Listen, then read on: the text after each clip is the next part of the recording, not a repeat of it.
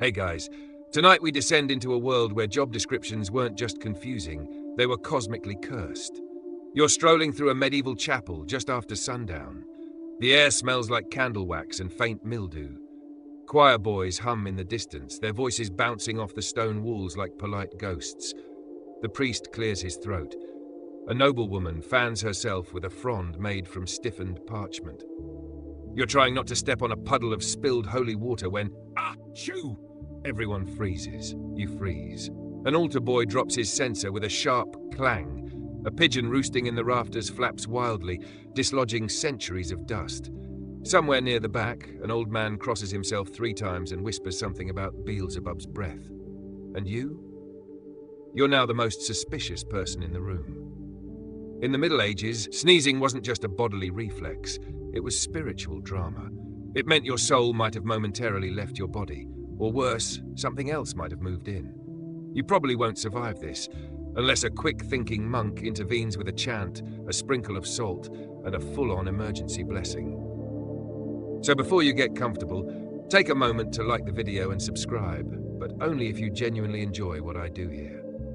And let me know in the comments where you're watching from and what time it is there. Now, dim the lights, maybe turn on a fan for that soft background hum, and let's ease into tonight's journey together. You've just stepped into the surreal logic of medieval demonology, a world where people took metaphor, spun it into job titles, and gave demons more paperwork than any middle manager should ever be cursed with. Demon lists were serious business. They were catalogued in dusty books, whispered about by priests, and referenced during exorcisms as if they were sacred spreadsheets. Each demon had a name, a rank, a domain, and, bizarrely, a specific responsibility, like tempting bakers to oversalt the bread or causing people to stub their toes on Sundays. Let's rewind a little. The idea of demons wasn't new to medieval Europe. Ancient civilizations had them too, spirits of chaos, tricksters, desert monsters. But the medieval church took it several steps further, turning demons into bureaucratic entities with designated roles and responsibilities. They weren't just agents of evil, they were tiny middle managers of sin, assigned to departments like lust, pride, lost socks, or, possibly, unexpected sneezes in quiet chapels. You see, medieval life was chaotic. There were plagues, famine, wars, and more itching powder than you'd expect. So people tried to make sense of it all. Why did your crops fail? Why did your neighbor suddenly start dancing until his shoes caught fire?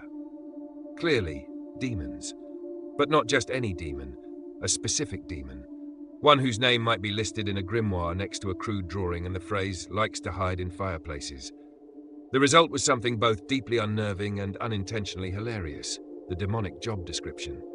Each demon had a strangely formal write-up, like a cursed LinkedIn profile. For example, Amy, president of the infernal realms, teaches astronomy, grants familiars, and incites murder when necessary. Or how about Valafar, Duke of Theft, grants friendship with criminals and encourages stealing chickens. You can almost imagine them printing business cards. These bios weren't written for fun, they were instructions. Priests and exorcists believed that naming a demon weakened it, like shouting, "Gary!" into a void and hoping the demonic Gary sulks off to hell with his flaming briefcase. So they compiled lists, pages and pages of names, roles, and weird hobbies. And yet the structure of these lists didn't always make sense. You'd have a high-ranking demon, a prince of hell, whose sole task was causing forgetfulness on Wednesdays, or a minor spirit tasked with encouraging teenagers to roll their eyes at their elders. Okay, that one might have been doing a stellar job. These contradictions bring us to the sneeze again. It wasn't just about germs, it was about vulnerability. A sneeze, they believed, was an opening, a crack in your soul's window. And demons? They loved open windows. In fact, some demonologists insisted that specific demons hovered around crowded places waiting for sneezes. Their job was to slip into your psyche the moment you sneezed and whisper things like, "You should definitely insult your mother-in-law today." Historians still argue whether this was more symbolic than literal, whether these demons were metaphors for temptation, illness, or mental distress. But to the average medieval villager, it didn't matter. These demons were as real as the plague and slightly more punctual. They followed you into your dreams. They nudged your elbow as you wrote contracts. They stirred your soup the wrong direction. And if all that sounds like superstition, well, modern society still uses job metaphors for chaos. We say Murphy's Law is at work, or the universe is out to get me, or Mercury is in retrograde, as if miscommunication is the fault of a planet with a bad attitude. The Middle Ages just went one step further and said, yep, the demon Berith probably did that. There's a kind of twisted comfort in assigning roles to your misfortunes. It makes the chaos personal.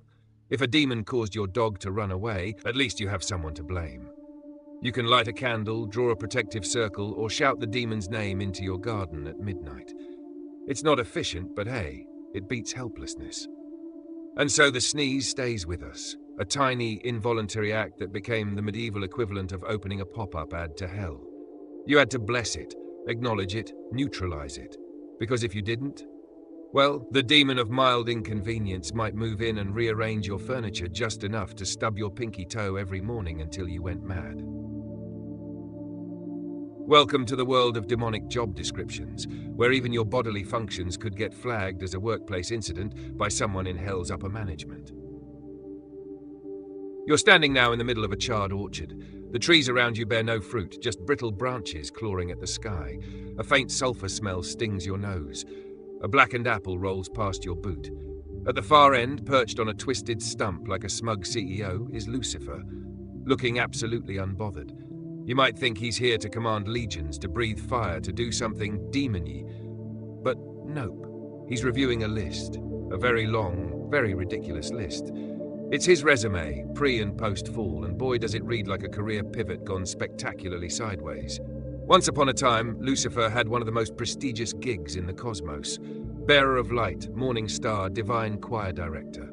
That's right, you can picture him in a celestial robe, probably embroidered with sequins made of stardust, leading choruses of angels in harmonies so perfect they'd make a harp weep.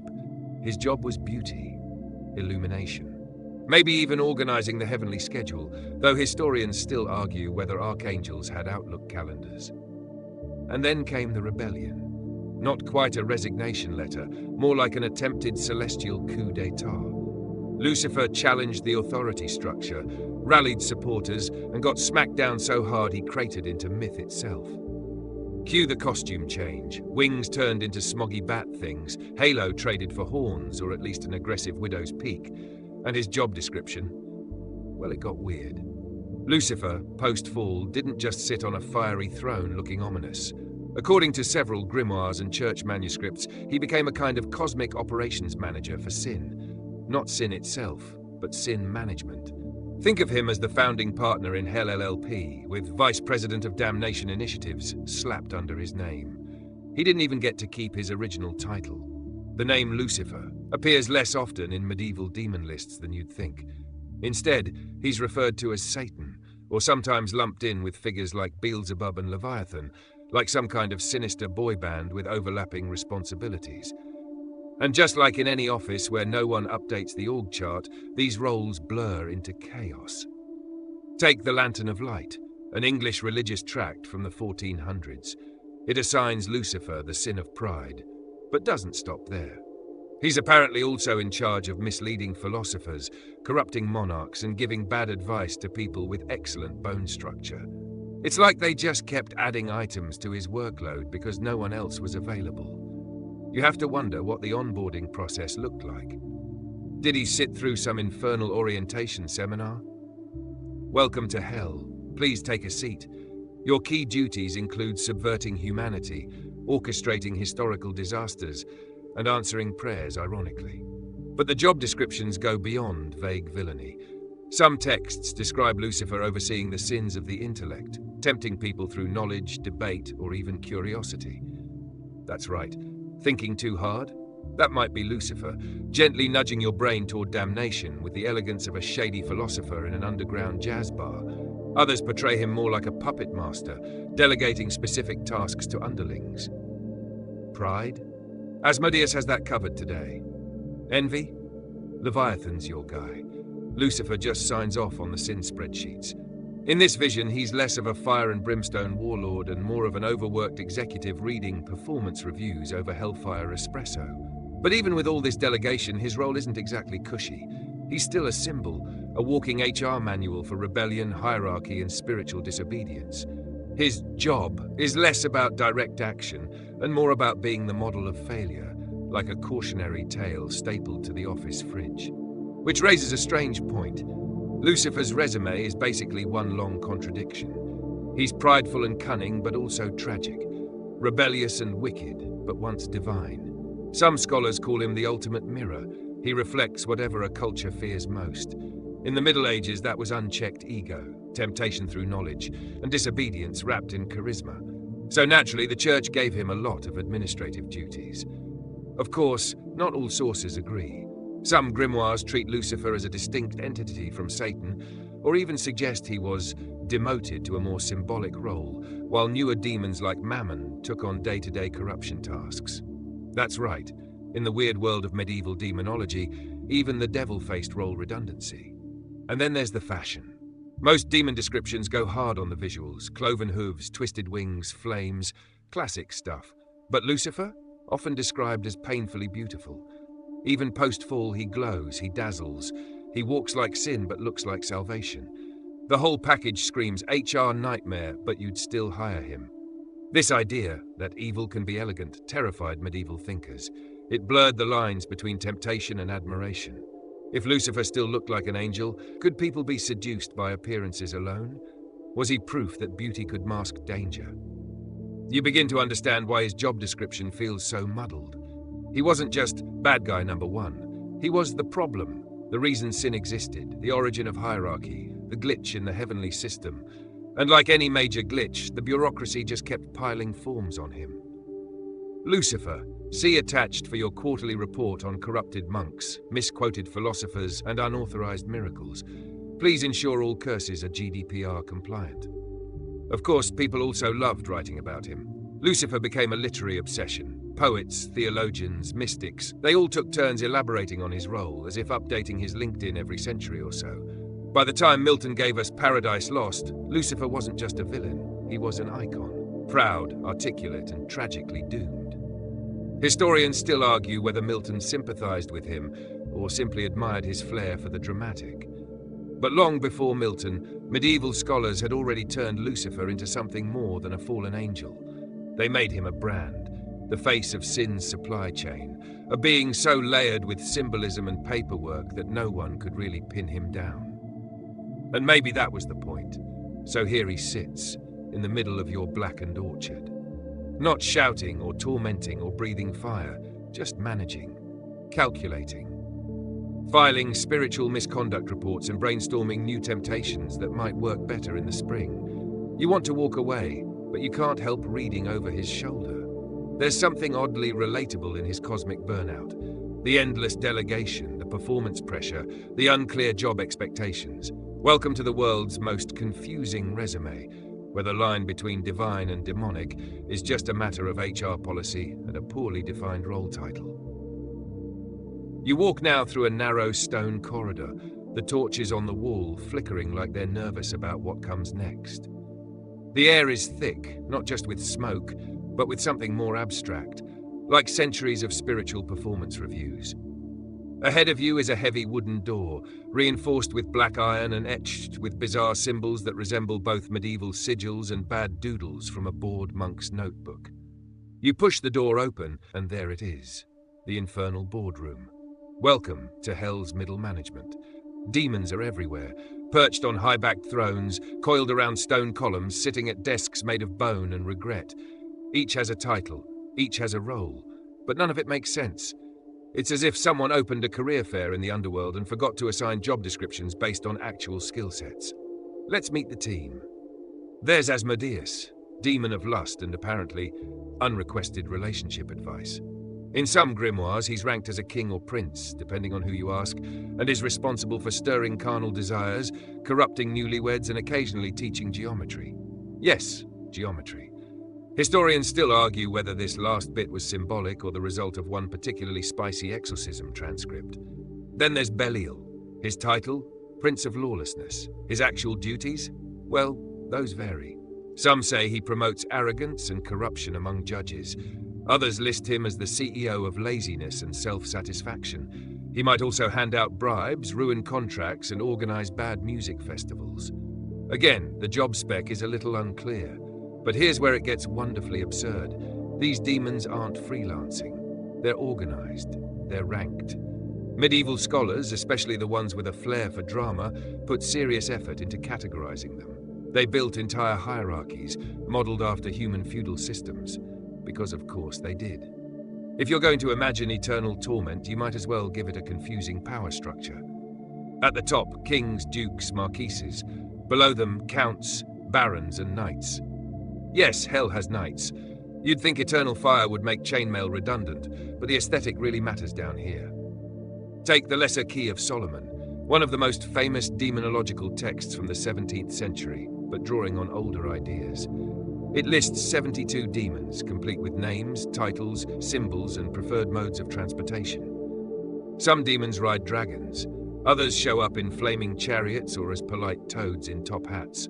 Okay, not the top hats, but wouldn't that make it more efficient? The whole thing reads like a fantasy draft guide crossed with a medieval HR binder. You could almost imagine a monk flipping through it while muttering, need a demon for making my neighbor's hens stop laying eggs. Let's see, Marchosius?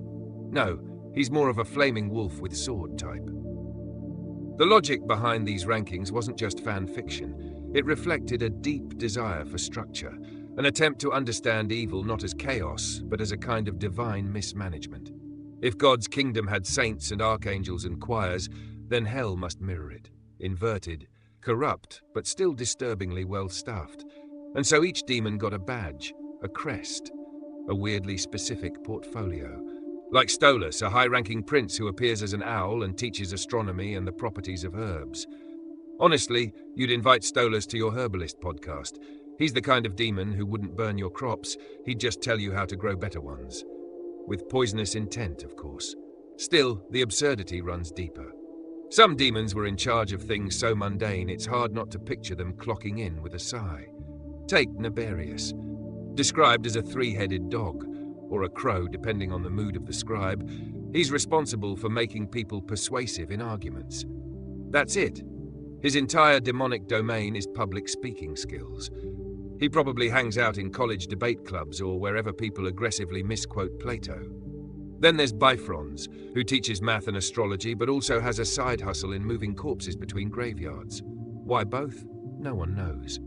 Maybe grave robbing required a minor in astronomy back then. And don't forget Furfur, yes, that's his real name, who causes storms and occasionally reveals love secrets if you force him into a triangle. The specifics of that ritual are unclear, but it does sound like a very niche dating app. What ties all these demons together, besides fire, wings, and a flair for the dramatic, is their over-engineered job structure. It's not just that evil exists, it's that evil has departments. Someone sat down and gave the spirit of envy an org chart.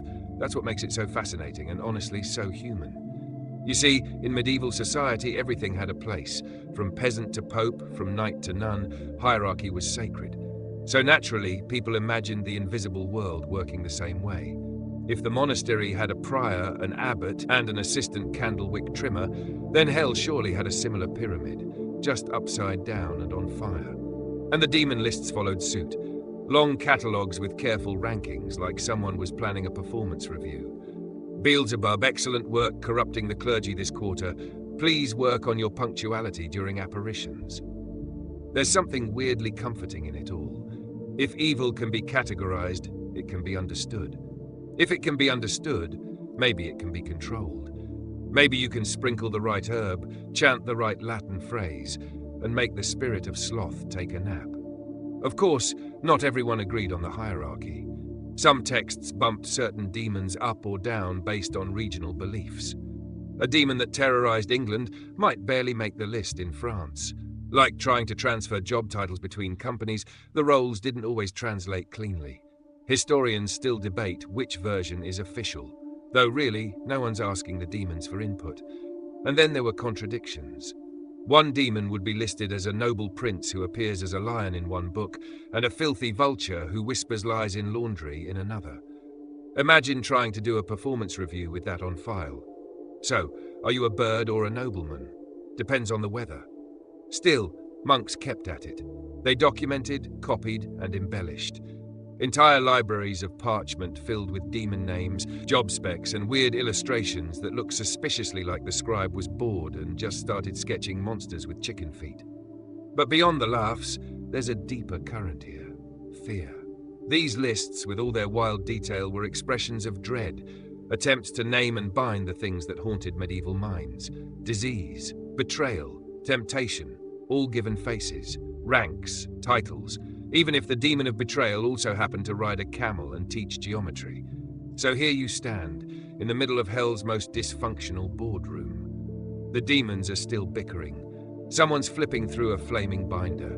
Someone else just growled something about overtime. A third is asking whether their new job title comes with a better torture pitchfork. You try to leave quietly, but as the door creaks open behind you, one demon looks up. "Hey, we're hiring," he says with a grin made of shadows. "You good with spreadsheets?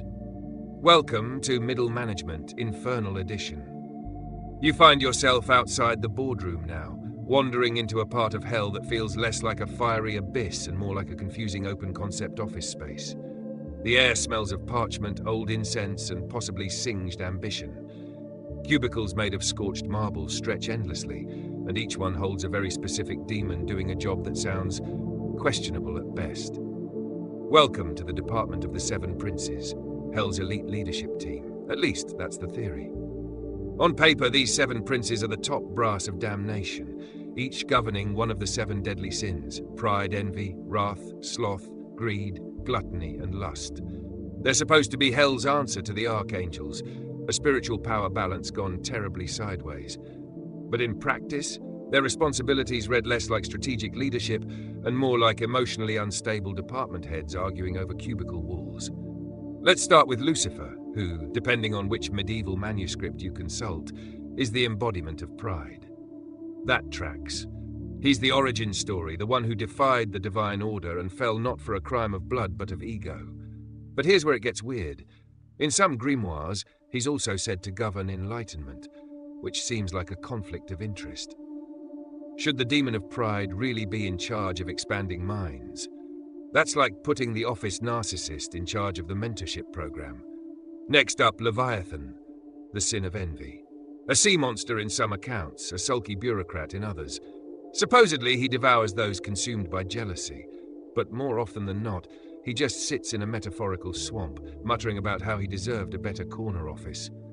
Historians still argue whether Leviathan was truly a demon or simply borrowed from older Mesopotamian sea chaos mythology and slapped onto the Hell org chart for convenience. Either way, he never seems very motivated. Asmodeus runs lust, and he takes his job seriously, too seriously perhaps. Legend has it he's responsible for seducing monks, breaking up marriages, and making sure no one keeps their vows for more than 10 minutes. But in some versions, he also builds houses. Like, literally. Builds them. Why? Who knows?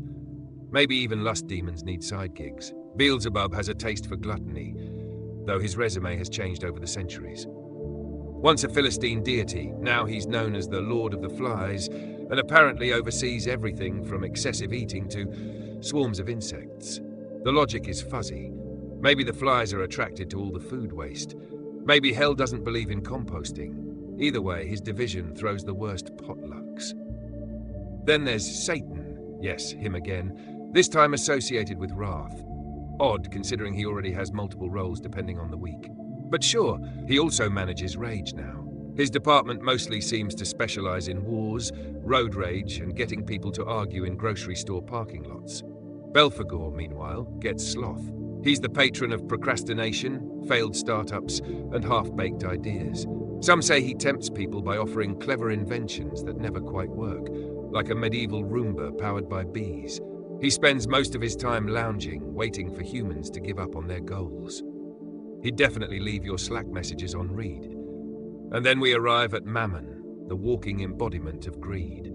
He's the demon of wealth hoarding, corrupt banking, and definitely the one who invented hidden service fees.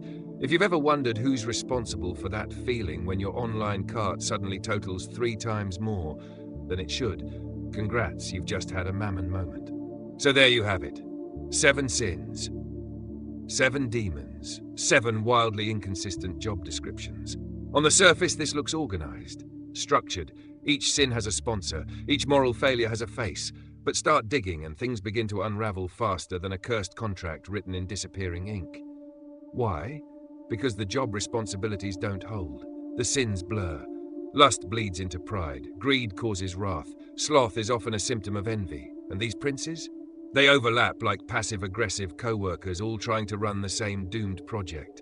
You picture them gathered for a weekly meeting. Leviathan didn't show up.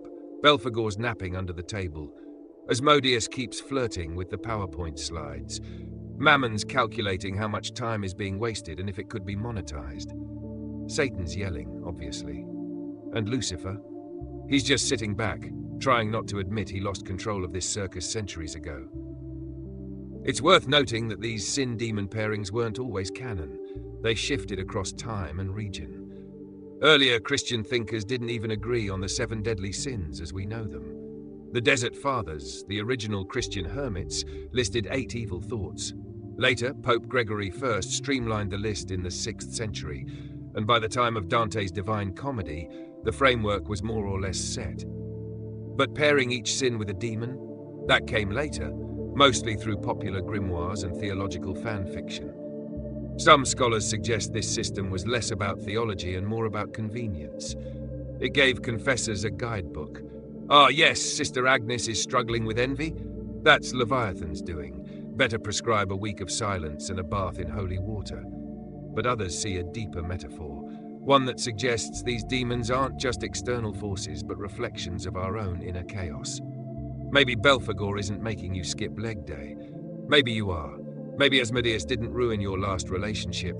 You just refused to delete your ex's scrolls. The demons become exaggerated symbols, cartoonishly villainous scapegoats for very human behavior. Still, the structure remained. The 7 princes showed up in art, sermons, and dramatic morality plays where they're usually lost in the end, booed off stage by personified virtues or chased away by stern monks wielding Latin. But here's the twist. Even in their defeats, the demons stayed relevant. They were reused, rebranded, and recycled. In the Renaissance, Beelzebub made cameo appearances in political satire. By the Enlightenment, Mammon had been absorbed into critiques of capitalism. And today, you can still find Asmodeus in anime, Leviathan in video games, and Satan doing what he does best, dividing opinion in the YouTube comments. So here you are, standing at the edge of this dysfunctional leadership circle. The torches flicker, the walls groan. Somewhere far off, a bell rings. It's time for the weekly Who's to Blame for Humanity This Time check-in. You get the sense no one's going to take notes. Again, if nothing else, the 7 princes teach you that evil isn't just chaos. It's often highly organized chaos, with titles, performance reviews, and conflicting KPIs. Whether or not they really exist doesn't matter. What matters is that for centuries people believed in them, prayed about them, feared them, and maybe, just maybe, blamed them when their bread burned, their lover lied, or they skipped church 3 Sundays in a row. Because in the grand theatre of morality, someone has to play the villain. Might as well give him a name, or 7. You're deeper now, far beneath the structured infernal boardrooms and polished stone corridors. The air changes, it's denser, hotter, and smells faintly of singed parchment, stale wine, and maybe burnt toast. This is where things get personal. This is the department where demons don't wait around to be summoned with a triangle of goat hair and a lit candle. No, this is where they come to you. You hear whispering. It's not loud, not dramatic, just a gentle trickle of thoughts that don't feel quite yours. Doubts, temptations, randomly forgetting your best friend's birthday, wanting to say something cruel just because. That inner nudge to push the red button when clearly everyone said don't. Welcome to the possession division, where promotions are earned one poor soul at a time. Now, here's the strange part. Possession wasn't always portrayed as some over-the-top, head-spinning, pea-soup-splashing horror movie event. In the Middle Ages, it could be subtle. In fact, it often was. A string of bad decisions, a slow decline in moral character, sudden outbursts of anger, lust, laziness, or despair. Any of these could be the calling card of a demon slipping into your psychological DMs.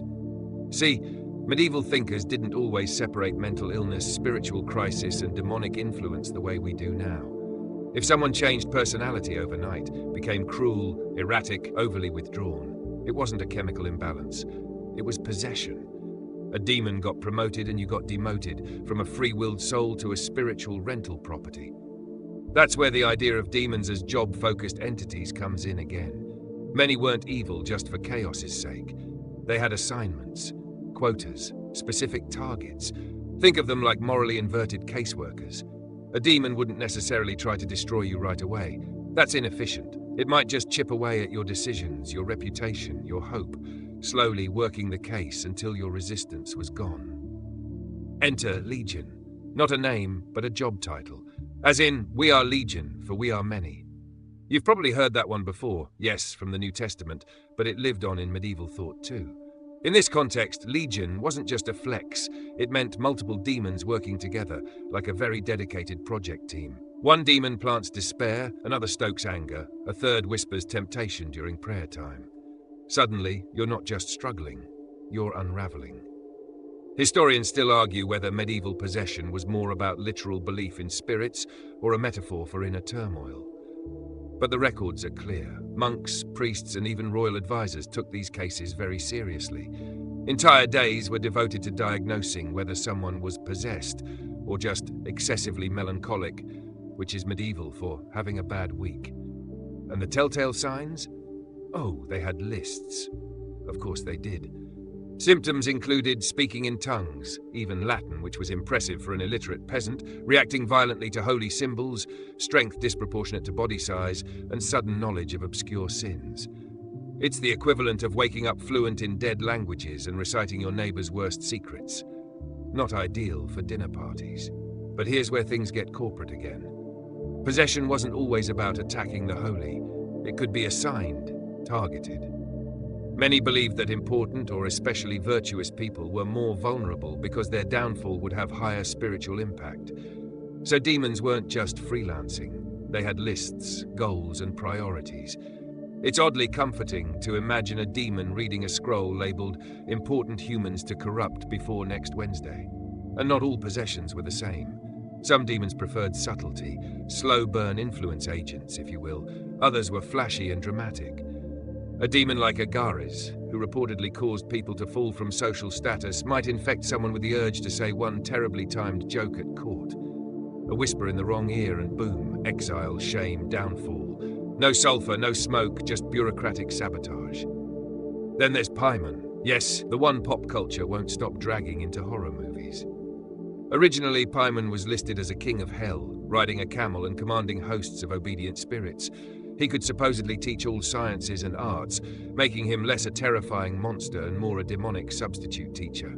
Possession via Paimon probably came with extra homework. And let's not forget Andras, a lesser demon with one of the strangest resumes, causes discord among people. That's it. That's his thing. His whole demonic life is just running around creating arguments. You can practically imagine him hiding behind your couch, whispering, "Hey, did you notice your roommate left the spoon slightly wet in the drawer again?" That kind of influence, that daily, barely perceptible meddling, was considered just as dangerous as the more dramatic forms. It didn't cause vomiting or levitation, but it did wreck friendships, start fights, and stir suspicion. And when people acted out of character, medieval society needed an explanation. Demonic assignment was one size fits all. But if demons were assigned to people, who did the assigning? Some grimoires suggest there's a dispatcher, or even a council of evil, that tracks human weaknesses like a giant unholy spreadsheet. If you've got anger issues, a wrath demon gets pinged. If you're overly curious, a demon of pride or knowledge slides into your subconscious. It's like Netflix's recommendation algorithm, but for your soul's collapse. Possession, then, was a promotion for the demon. Getting to inhabit a person, especially a holy person, was the equivalent of landing a corner office. They could act more freely, expand their influence, and climb the infernal career ladder. That's why exorcisms were so intense. Not just spiritual warfare, but a kind of celestial eviction notice. And demons don't go quietly. Especially not when they've been living rent-free in a bishop's brain for 3 weeks. There are even stories of demons negotiating during exorcisms. Bargaining, pleading. refusing to leave unless certain conditions were met, proof that even infernal beings hate to lose a hard-earned gig. One account from a 15th century monastery claimed a demon named Ruhak refused to exit a possessed nun unless given permission to haunt livestock for a season as compensation. That's right, demons demanded severance packages. And what about people who welcomed possession? Yes, that was a thing too. Heretical sects and occultists sometimes saw demons not as foes but as sources of power.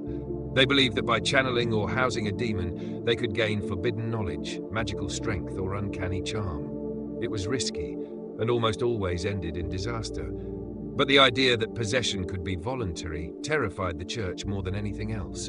It meant the system had loopholes. Which brings us back to you, walking through this corridor where each flickering torch represents a case file, a human soul who veered off track.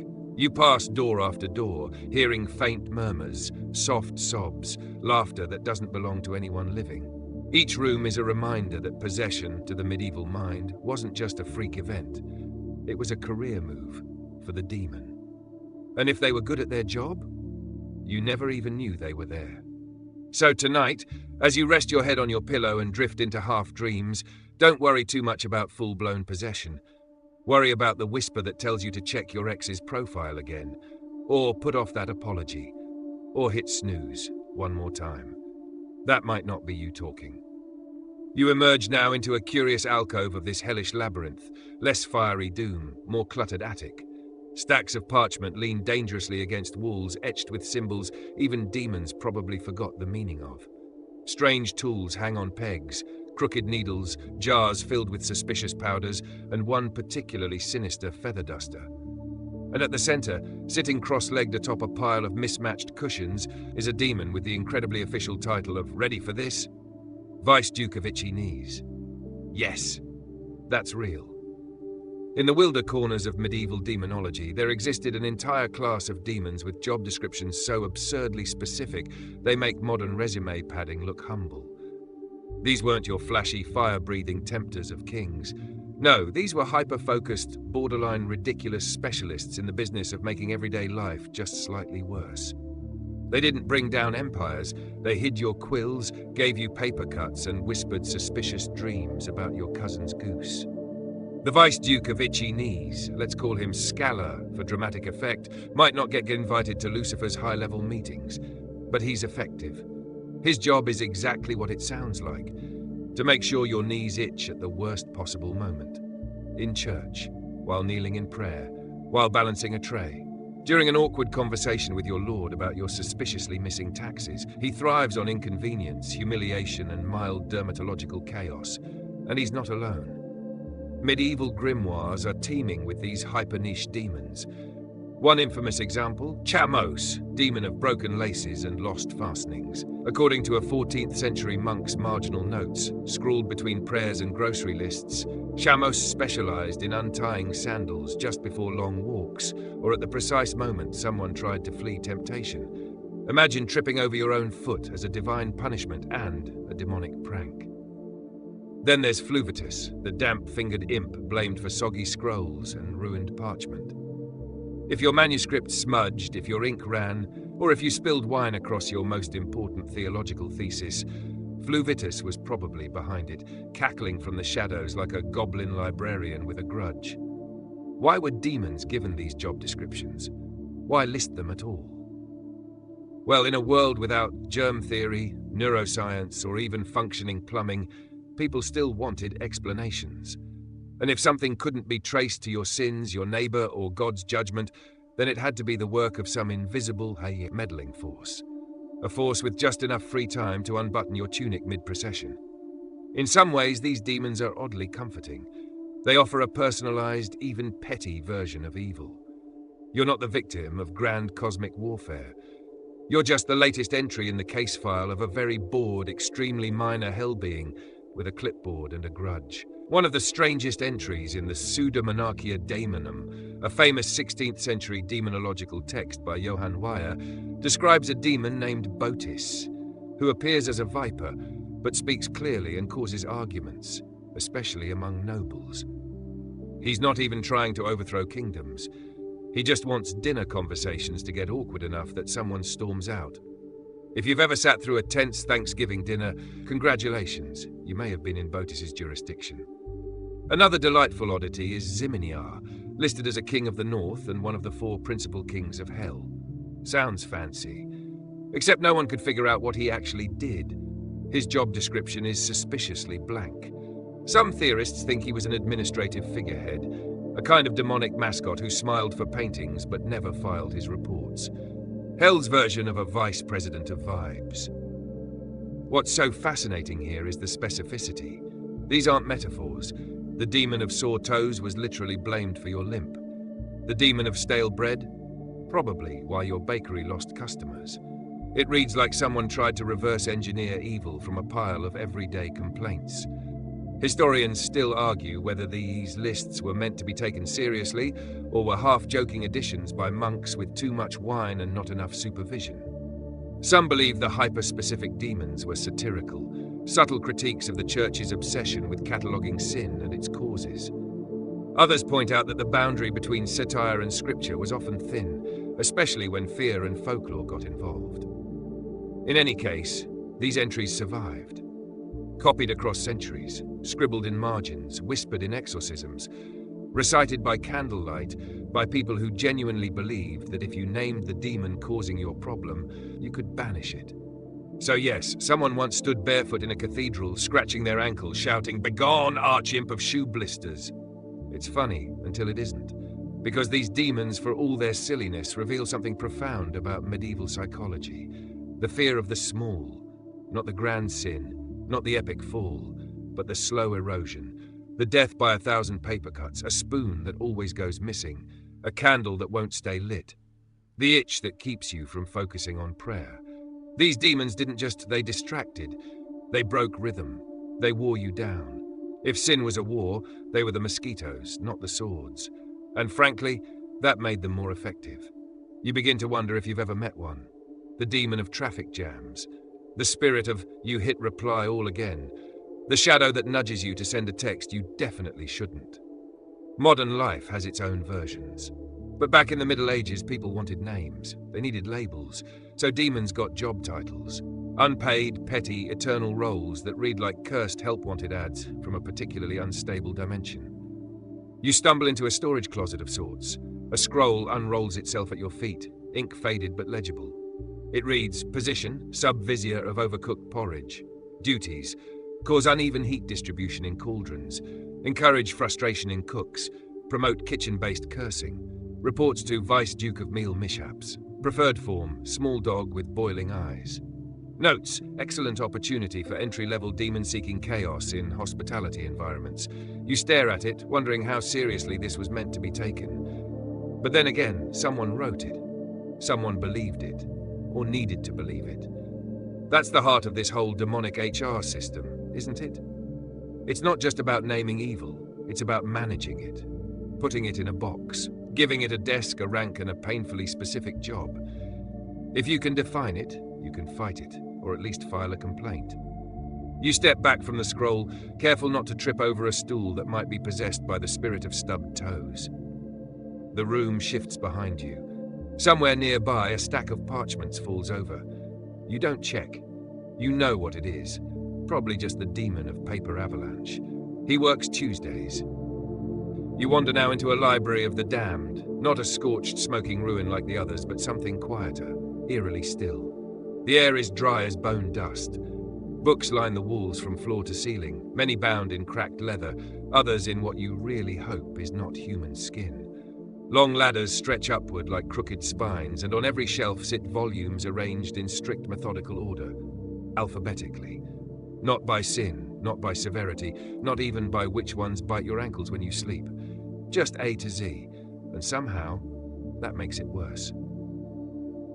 These are the demon catalogues, the grimoire archives, the wholly frowned upon but heavily consulted guides to every demon known or imagined in the medieval mind. If you were a monk in the 12th century trying to figure out why Brother Jerome was having dreams about fire goats again, this is where you'd start.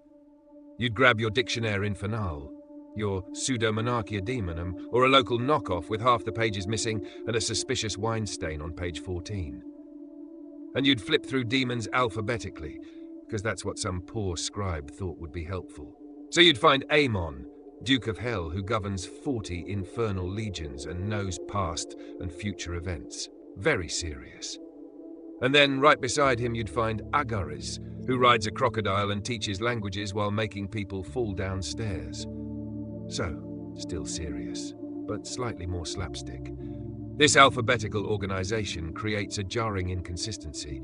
It flattens the terrifying and the ridiculous into equal standing. Behemoth, who eats souls and causes earthquakes, is sandwiched right next to Belith, who appears with music, a terrifying horse, and, according to one grimoire, must be greeted with a silver ring and a firm hand. Is this a summoning or a speed date?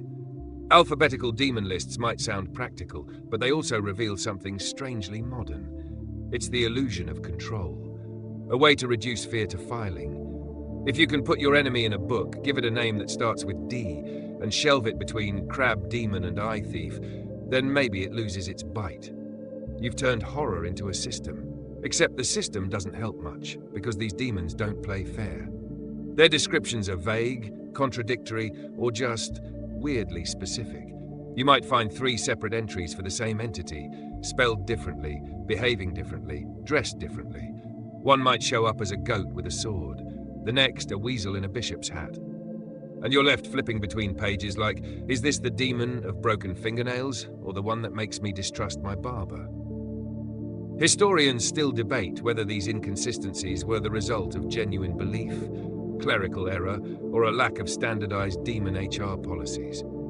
But for the medieval scholar, it was maddening. Demons refused to behave like tidy characters in a textbook. They changed shape, changed names, and often contradicted themselves in the same paragraph. Take Bur, for example. According to some sources, Bur is a lion-headed creature with 5 goat legs arranged in a wheel, who teaches moral philosophy and herbal medicine. That's a lot. Is Bur terrifying? Is he helpful? Does he roll around like a unicycling life coach? You'd think a being with 5 legs might also hold 5 job titles, but nope, just the one. Very committed to herbs. Then there's Eligos, who appears as a knight with a lance, rides a spectral horse, and reveals the secrets of warfare and hidden desires. Solid LinkedIn profile. But the same text warns that he lies frequently, and also sometimes appears as a serpent if he's feeling difficult. Good luck preparing for that interview. Some texts tried to fix the inconsistency. They included alternate names, cross-references, even diagrams of summoning circles so precise they look like IKEA instructions for cursed furniture. But even these were unreliable, because demons, by definition, don't like rules. Trying to organize them alphabetically is like trying to alphabetize wind, and yet the monks persisted. They spent their nights by candlelight, dipping feather quills into ink pots, cataloguing every infernal being they could find in lore, dream, or nightmare. Not because they expected consistency, but because writing things down gave them power. In the world of exorcism, naming a demon meant control. If you knew its name, you could invoke it. You could bind it. Maybe even send it packing with a stern prayer and a sprinkle of salt. So the lists multiplied. One monk might list Foras under F, a demon who teaches logic, grants strength, and locates hidden treasures. Another scribe, too tired to argue, might file the same entity under P as Foros because F and PF were interchangeable, and demons are notoriously bad at branding. Some texts have indexes of names like storm clouds, clustered, heavy, hard to follow. Others resemble phone books for entities you never ever want calling. And for all their order, the grimoires rarely agree on what matters most. What does the demon actually do? Some are detailed. They'll tell you a demon's rank, duke, prince, marquess, how many legions they command, usually a lot like they're flexing, and what offering they prefer. Gold, a dove, the ability to keep a straight face while drawing their absurd seal. Others are less helpful, causes minor disturbances in fish markets. That's it. That's the whole entry. Imagine being cursed with eternal torment, and that's the demon who shows up, the one who knocks over your fish barrel once a week. Still, the alphabetical method caught on. Over time, it began to influence other forms of demonology. Even modern occult handbooks often cling to this format, as if organizing hell's worst alphabetically might prevent them from unionizing. It's also telling that, unlike the angels, who are organized by choirs, duties, and domains. Demons are thrown into lists that barely distinguish between major players and bit-part chaos gremlins. It's like someone dropped a fantasy football team and an eldritch bingo card into a blender and called it theology. And yet, it works. In its own deeply flawed, slightly comedic way, it works.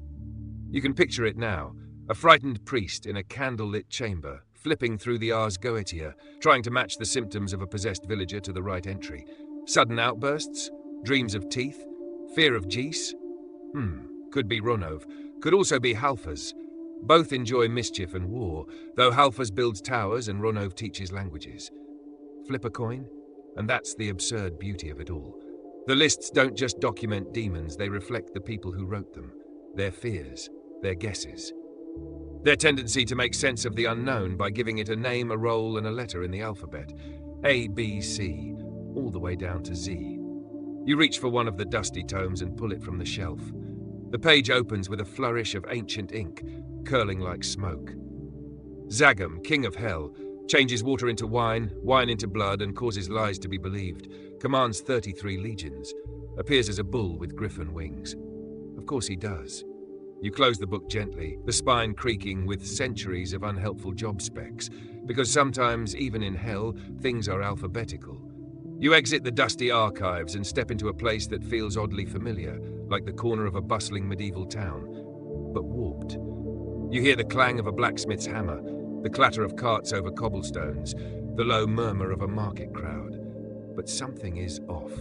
Every tool gleams too sharply. Every goat's eyes seem too knowing. Every baker looks suspiciously nervous as they glance over their shoulders. Welcome to Hell's version of the working class. This is where the demon lists get truly strange. Not the high-ranking tormentors of kings or whisperers of betrayal in cathedrals, but demons with trade specialties. Yes, medieval society gave demons jobs, and not just any jobs. They assigned them by profession. You worked with leather? There was a demon for that. You raised pigs? Yep, demon. You made cheese in a suspiciously warm barn near a forest glade where strange laughter echoed at dusk? Definitely a demon. These were demons that weren't trying to bring down entire kingdoms. They were here to spoil your livelihood. They infiltrated guilds, tainted harvests, rusted tools, curdled milk, and often they weren't seen as evil per se, but occupational hazards. Let's say you were a blacksmith in 13th century France. You'd be warned about Kobal, a demon said to dwell in forges and bellows, who occasionally helped with your work, but also sometimes made the metal crack mysteriously after hours of labor. Some believed he taught secrets of metallurgy, but only if you paid him in drops of blood or whispers of gossip from the town church. He's less of a villain and more of an unpaid consultant with boundary issues. Then there's Dunstan's Whim, a lesser documented entity blamed by some English monks for causing clumsy thumbs and burnt bread among bakers. In other words, if your loaf collapsed or your oven smoked on the day the bishop ordered scones, clearly demonic interference. It wasn't just bakers and blacksmiths. Entire trades had demons either patronizing or plaguing them. It's easy to forget that the medieval world was deeply occupational. Identity was tied to work. Your family made barrels? You were co-opers, always had been, always would be. So naturally, when something went wrong in your craft, when the barrels leaked, when the cheese turned, people didn't just blame chance. They blamed the invisible, the supernatural, the highly specialized, oddly committed demon of bad carpentry joints. And it gets more surreal. In some local folklore, demons weren't just nuisances, they were seen as necessary. The ancient belief that all things must be balanced extended to evil. A cheesemaker might perform a tiny ritual, nothing too church-breaking, to appease the curdling spirit said to dwell in his vats. A farmer might leave the last grain of wheat untouched to satisfy folks, a demon believed to guard against rot only if respected. Think of it like ancient demonic union rules. Disturb their workspace and they retaliate. Respect it and your tools stay sharp. There are even scattered records of saints or clergy negotiating with such demons, asking them to stay in one region and not cross rivers, or pleading with them not to sabotage crops during certain feast days. These aren't grand, epic battles. These are small-town diplomacy sessions with the forces of darkness. Historians still debate how literal these interactions were. Were these demons real in the minds of their believers? Or were they moral tools, ways to teach tradespeople that sloppiness, shortcuts, and neglect of prayer would result in consequences? Probably both. In a world where a bad harvest could starve a village, any unexplained failure became a deeply personal existential threat. So demons became explanations and warnings. Even guilds, with their oaths and rules and complex hierarchies, often baked in spiritual protections. You weren't just learning to weave or forge or thatch. You were learning to guard your soul while doing it. Blessings were said over tools. Sacred symbols were carved into beams, and in the shadows of every forge and dairy barn, a demon hovered, waiting for someone to cut corners. One particularly colourful entry in an Italian manuscript from the late 1200s describes a demon named Graculus, who whispers into the ears of cobblers so that shoes be made with soles too thin, that they crack and shame the wearer before their wedding guests. You have to admire the specificity. Graculus wasn't out there starting wars or tempting popes. He just hated good footwear. And then there's Murmur, a higher-ranking demon who teaches philosophy and necromancy and appears as a soldier riding a vulture. You'd think he'd be too busy for local gossip. But according to one Bavarian grimoire, Murmur also caused miscommunication between millers and flour buyers, particularly during Lent. Was it a metaphor for the church's concern over price gouging? Or did someone really think a vulture-riding war demon ruined flour contracts? Either way, the lists kept growing. We even see demons creeping into creative professions. Musicians feared Nocturnus, a shadowy presence blamed for broken strings, lost lyrics, and inspiration that turned sour halfway through a ballad. Illuminators, the medieval artists who painted manuscripts, whispered about Glavis, who made ink smudge at the final stroke or caused the gold leaf to peel mysteriously during drying. He didn't destroy books, he just ruined them a little bit. A demon of imperfection. These weren't just cautionary tales.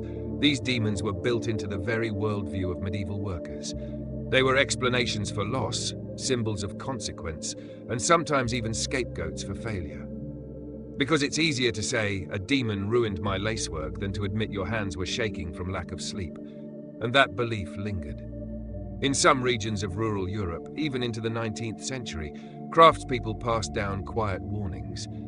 Never leave scissors open overnight, or the spirit of shearbit might snip your thoughts. Don't whistle near your kiln, or kilnwort will hear and ruin the batch. Tiny rituals, tiny protections, all against the unseen co-workers who definitely weren't on payroll but absolutely showed up. Modern readers might laugh at these names and stories, but if you think about it, not much has changed. We still personify chaos. We still name our frustrations. We still curse the gremlins in our tech, or complain that the universe is out to get us. We give malfunctions personality, because we need to make sense of the senseless. In medieval times, that personality had a name, a face, and a suspicious fondness for curdled milk. So you walk now past ghostly stalls and phantom anvils, hearing echoes of chants, prayers, and curses muttered into broken tools. Somewhere, a ghostly bell rings. Maybe a market just opened in the next town over, and you can bet there's a demon waiting there, ready to ruin someone's bread, just slightly. After all, not every devil wears horns. Some just steal your measuring spoon. Not one built for humans, but an eerie inverse. Massive stone columns rising toward a vaulted ceiling where bats hang like gargoyles with social anxiety. This place hums, but not with hymns. It pulses with whispered names, soft chanting, the rustle of ancient parchment turning itself. Saints are everywhere, on statues, in stained glass windows glowing from a light source you can't identify. And for the first time, you realize this isn't hell. You've stumbled into its mirror.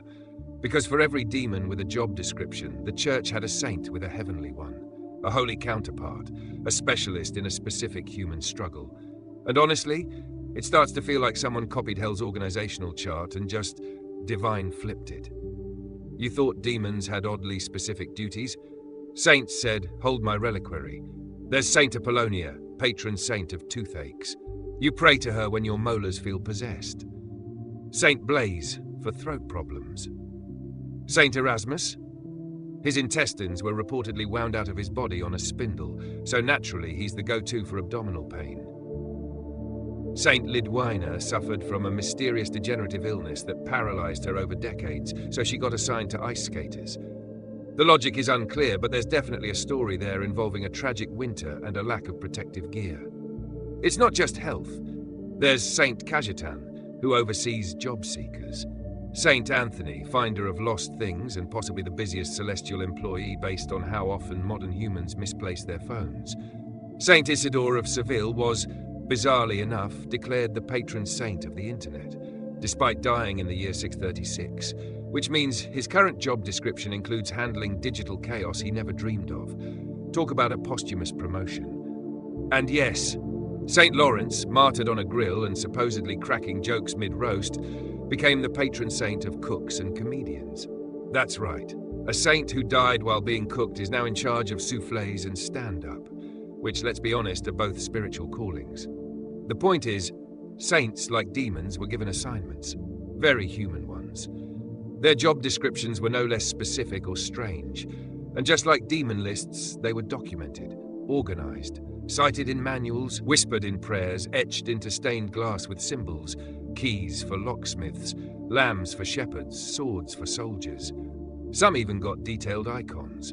You knew St. Lucy because she's holding a pair of eyeballs on a platter. St. Denis carries his own head. St. Agatha?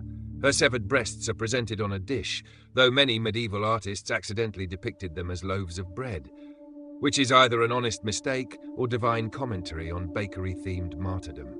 And here's where things get uncanny.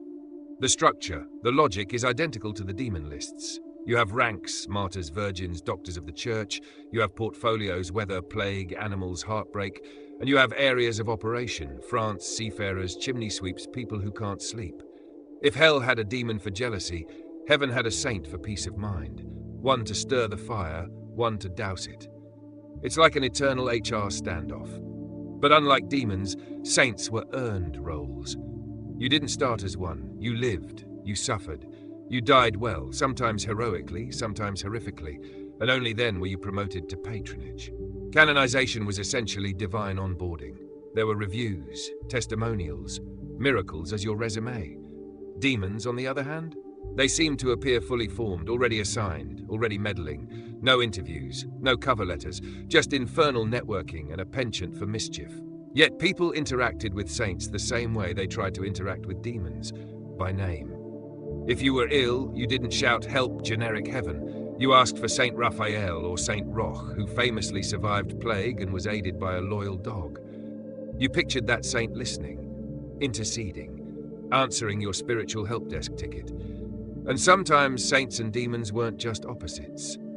They were weirdly parallel. You had Saint Christopher, who carried Christ across a river, and you had demons who tried to drown travelers at fords. Saint George killed a dragon, while several demons were said to ride dragons. Saint Michael wielded a flaming sword against Satan, while demons like Astaroth used flaming tongues to incite heresy. You start to suspect that medieval spirituality was less a war between good and evil, and more of a complicated org chart with very dramatic office politics.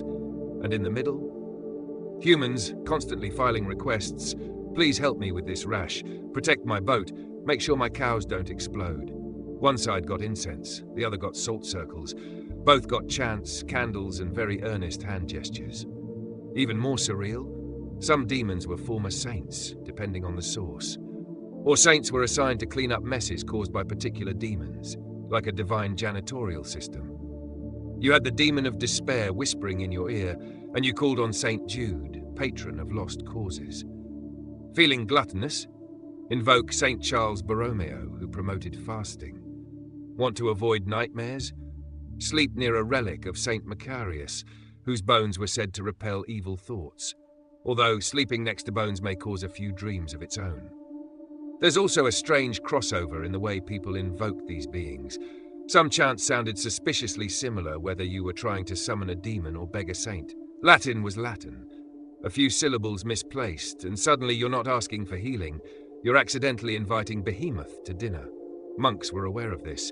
Some even warned scribes not to copy questionable texts that included both lists side by side. But others, they leaned into it. Entire libraries had shelves where demonologies and hagiographies, that's saint biographies, sat shoulder to shoulder, light and dark, job titles and holy side gigs. Even more interesting, both systems were often regional. A demon feared in Bohemia might be unknown in Florence. A saint venerated in Dublin might mean nothing in Marseille. Spiritual protection wasn't always universal, it was local. That made it feel more personal. Your family's saint, your town's demon. Your problems had spiritual customer service assigned by zip code. Historians still argue how much of this was sanctioned theology and how much was folklore absorbing the supernatural into its own messy, beautiful logic. But to the people living then, it didn't matter. Whether they were kneeling in a chapel or muttering over a spilled barrel of mead, they reached for names. For help, for someone. Something to explain what had gone wrong. And that's what makes this all so human. We create systems, we build hierarchies, we assign blame. We delegate hope. Whether it's to a winged demon who makes you trip over your own ego, or a martyred saint who watches over your liver, we long for structure in the invisible. You walk now past a row of carved niches, each holding a statue, some glowing faintly, some cracked. You can't always tell if they're saints or demons. They both wear robes. They both hold symbolic objects. They both stare at you with a knowing gaze that says, I've seen things. And perhaps they have. Because in this strange spiritual HR department, someone is always on duty. Someone always has your file. Whether they're answering your prayer or laughing at your misstep is the part you never get to read. You're back outside now. Though outside is a generous term, it's more like a town square built from shadows, with ash-laced cobblestones and the soft hum of organ music being played somewhere just out of tune. The buildings are half cathedral, half office block, with windows that blink instead of letting in light. There's a line of figures down the street, hooded, fidgeting, each holding a stack of scrolls or battered tomes. You follow them to a small arched doorway that bears a rusted plaque reading, Demon Registration and Exorcism Bureau. Oh yes, it's time for paperwork. Welcome to the bureaucratic heart of medieval demon management. We tend to think of exorcism as dramatic, shouting Latin, heads spinning, holy water flying everywhere. And sure, sometimes that was the case, but more often, it was admin work. Endless forms, slow evaluations, and a strangely clinical approach to spiritual emergency. Picture a priest at a wooden desk, surrounded by half-burnt candles, flipping through his copy of Malleus Maleficarum like a 15th century HR manual.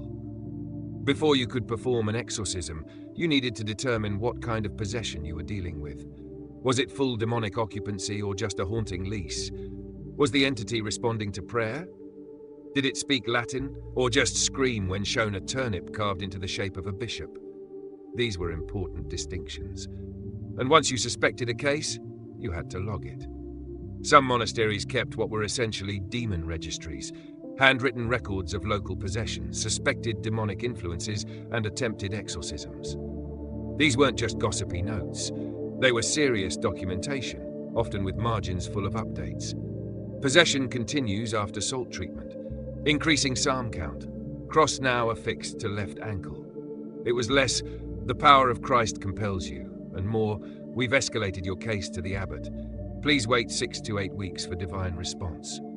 Priests had to follow procedure. They needed permission from a bishop before a formal exorcism could be performed.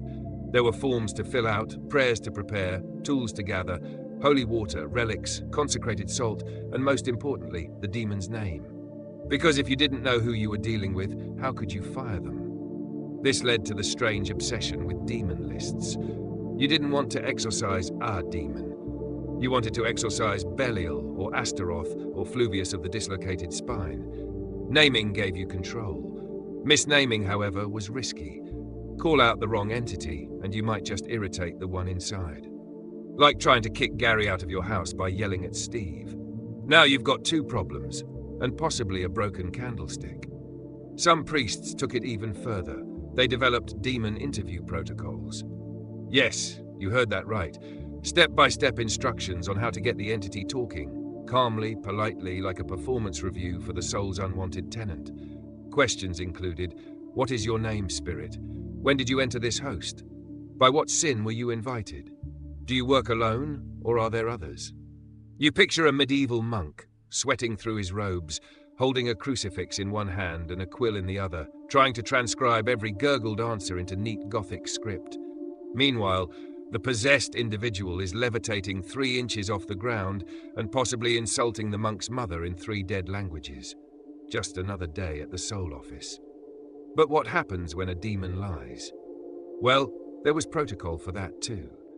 Cross-reference behavior, re-administer relic exposure, increase Latin volume, call for backup if the entity starts quoting Cicero. Historians still argue whether these steps were faith-driven or just desperate improvisation. Probably both.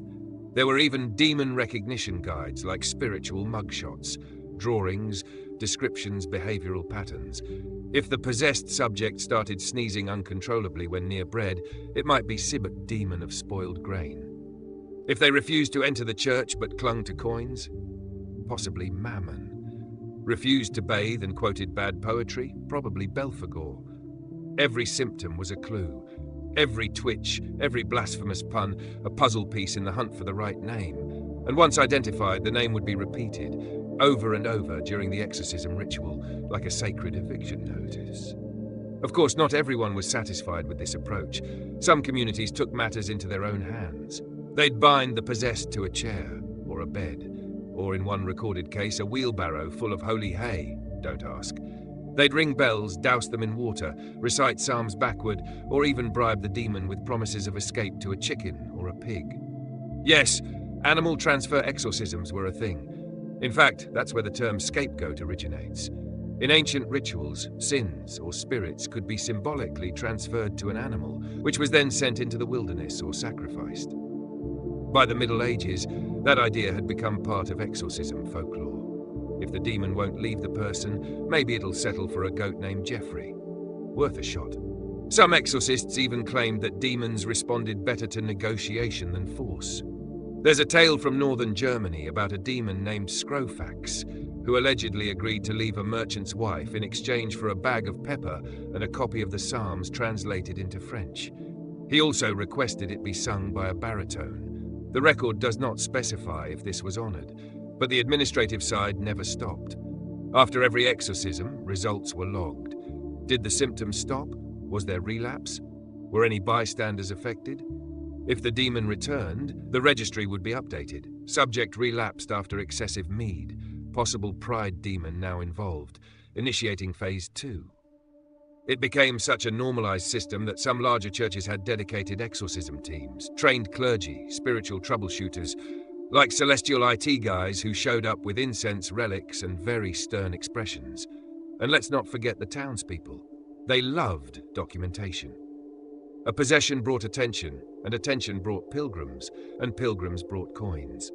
It's not a stretch to say that some monasteries profited from their proximity to frequent demon activity. You can almost see the sign. Welcome to St. Bartholomew's, home of the year's most persistent demonic cough. That's the paradox of the demon registry.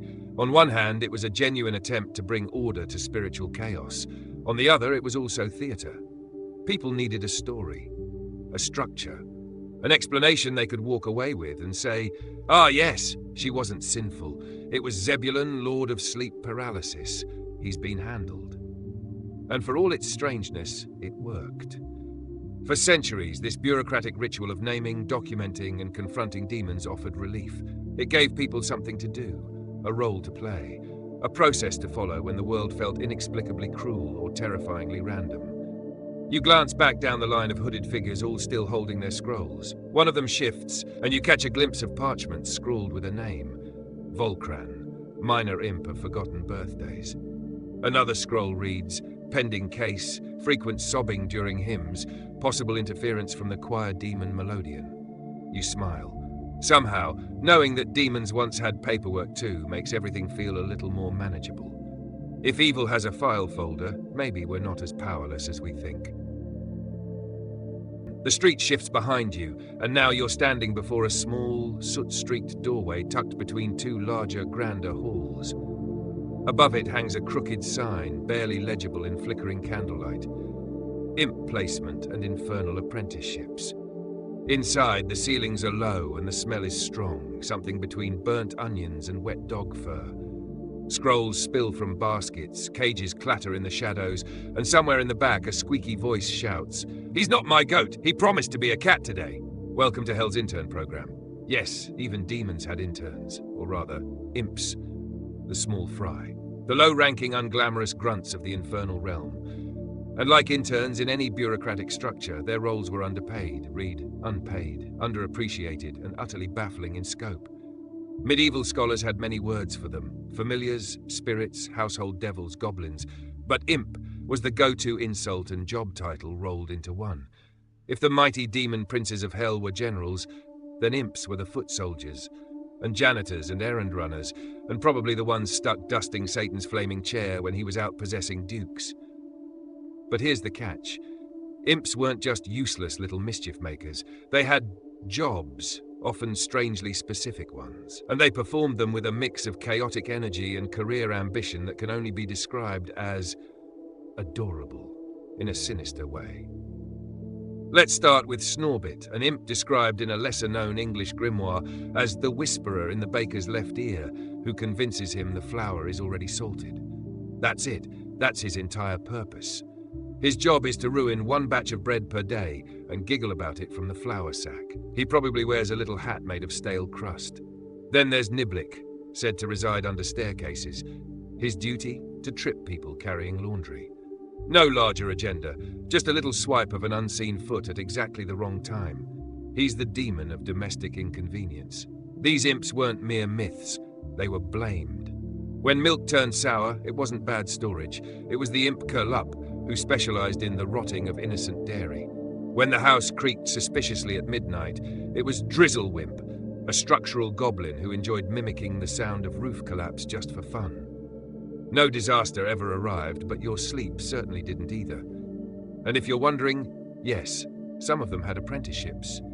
Older demons would mentor them, pass down tricks, and according to some folklore, send them out into the mortal world to gain experience. Historians still argue how literal these stories were taken. Were imps just symbols for unexplained household annoyances? Possibly, but many records suggest genuine belief.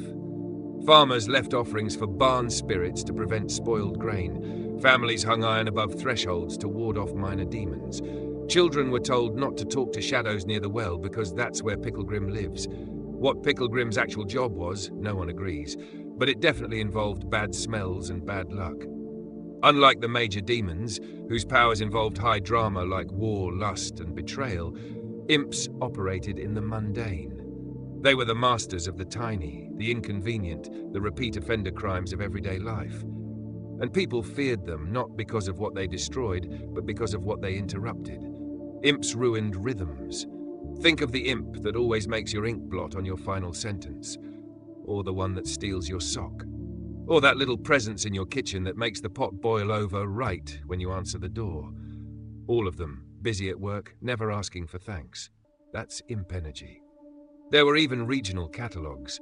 In Eastern Europe, households warned against domovoi, not exactly evil, but household spirits with a short temper. Displease them by skipping prayers and your walls would weep condensation. Leave out bread and milk, you might get extra eggs from your chickens. In Britain, the imps took on more malicious roles. Stories tell of witches being gifted familiars, small demons that took the form of cats, toads, or ferrets. These weren't pets, they were employees. The witch would assign them tasks, spying, cursing, or causing stomachaches in the vicar's wife, and reward them with blood or milk. Witch trial records often included detailed testimony about these familiars, complete with names, voices, and job histories. One woman's imp was named Vinegar Tom, a dog-headed gremlin with a taste for gossip. Even Shakespeare nodded to the concept. In Macbeth, the witches summoned Greymalkin and Paddock, familiar spirits believed to aid them in their wicked work. These weren't metaphor. To the audiences of the time, they were HR-approved demonic assistants. And yet, despite their small stature, imps were considered dangerous. Not because they could destroy cities, but because they couldn't be ignored. They weren't like Satan, looming in the sky. They were behind your cupboard door, under your bed, in your pantry. Inescapable and maddening. Priests and exorcists had procedures for imps too, but they were often treated differently than major possessions. While large-scale demonic influence might call for days of prayer and fasting, imps were handled like pests. Some households kept imp traps, small sealed boxes inscribed with protective symbols, placed in corners where trouble often occurred. If something vanished or broke, the box would be inspected for signs the imp had been caught. What those signs were is unclear, but one priest claimed a smell like burnt garlic and a sudden sense of smugness. Another method? Naming and scolding. That's right. It was believed that calling out the imp's name and telling it to leave, firmly but politely, might make it wander off. You had to mean it, no sarcasm. "Begone, Rizlanip, from my goat shed. Your services are not required." That kind of thing. But perhaps the strangest aspect of imp lore was their ambition. Some believed imps wanted to move up. Their meddling wasn't just for fun, it was a kind of resume building. A particularly disruptive imp could be noticed by a higher demon and promoted. "Ah, yes, you've been causing marital arguments via misplaced socks for 7 years? Excellent. Time to work under Asmodeus now. Here's your dagger and new contract." You can't help but picture an imp graduation ceremony. Tiny demons in soot-smudged robes, clutching certificates that say most likely to induce panic over misplaced invoices. There's probably cake. It probably explodes. And as ridiculous as it sounds, these beliefs served a purpose. In a world full of unknowns, imps gave people a way to name their everyday troubles. Not divine punishment, not demonic doom. Just a little shadow in the corner knocking over your bucket. You pass a desk now, littered with scrolls. One is half unfurled. To whom it may concern, this letter serves to recommend Snarglebit, third-class mischief imp, for apprenticeship under the wrath demon Andrus. Snarglebit has shown consistent enthusiasm in encouraging children to lie about broken vases, and once caused a bishop to sneeze during confession. We believe he is ready for larger assignments involving minor envy and candle extinction.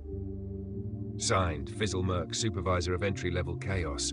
You roll it back up and tuck it into a nearby bin labeled Pending Promotions, because even in hell, someone's always trying to move up. Now the halls begin to change again, growing narrower, cluttered, and just slightly ridiculous.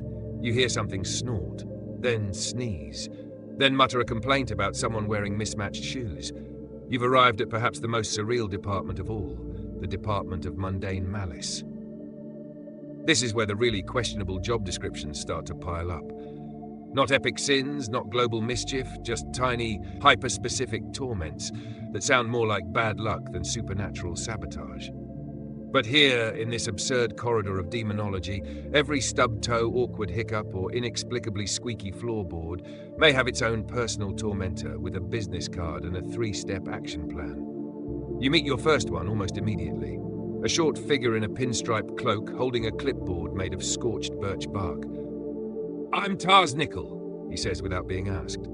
"Demon of coughs during silent moments. Weddings, funerals, stealth missions, anything that requires quiet. That's me. Love my job. Very fulfilling." You blink, but he's already coughing gently and sliding into the shadows of a nearby hallway where someone's about to say, "I do." This entire level is populated by demons with portfolios so narrow they barely qualify as jobs. And yet here they are, slithering and clicking and flapping around with absolute purpose. Take Quasselbin, whose job is to make people forget the one thing they came into the room for. You know that feeling. You walk in with purpose, stop mid-step, and suddenly your brain is soup. That's Quasselbin, crouched behind your bookshelf, wiping your mental chalkboard clean with a greasy rag. Then there's Mumplewort, imp level, but recently promoted. Her task, ensure that socks go missing in the laundry. Not both socks, just one, always one. She claims it's not about malice, just rebalancing fabric energy. Either way, she's currently buried under a pile of unmatched foot coverings in what appears to be a swirling vortex of lint. And let's not forget Blistergrin, patron of paper cuts and peeled hangnails. He's the one who lives inside your favorite notebook, waiting for your most inspired moment to strike with a slice so small you don't notice until your pen is full of blood. It's the little victories for him. He keeps score. The room around you changes like a museum of minor frustrations. On one pedestal sits Jinkbark, demon of doors that almost close but not quite. On another, shrivelpox, who's assigned to fruit.